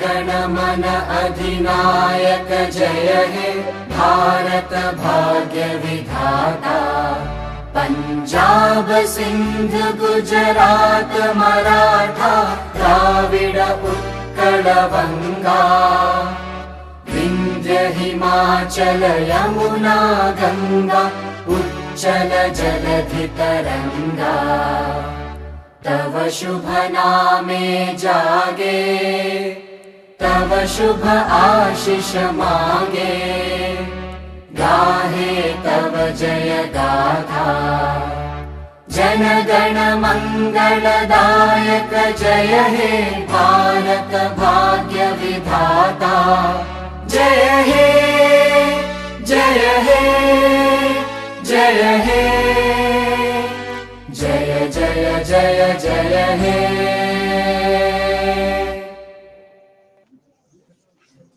जनगण मन अधिनायक जय हे भारत भाग्य विधाता उठाओ जल्दी प्लांटर को उठा लो हाँ कर लो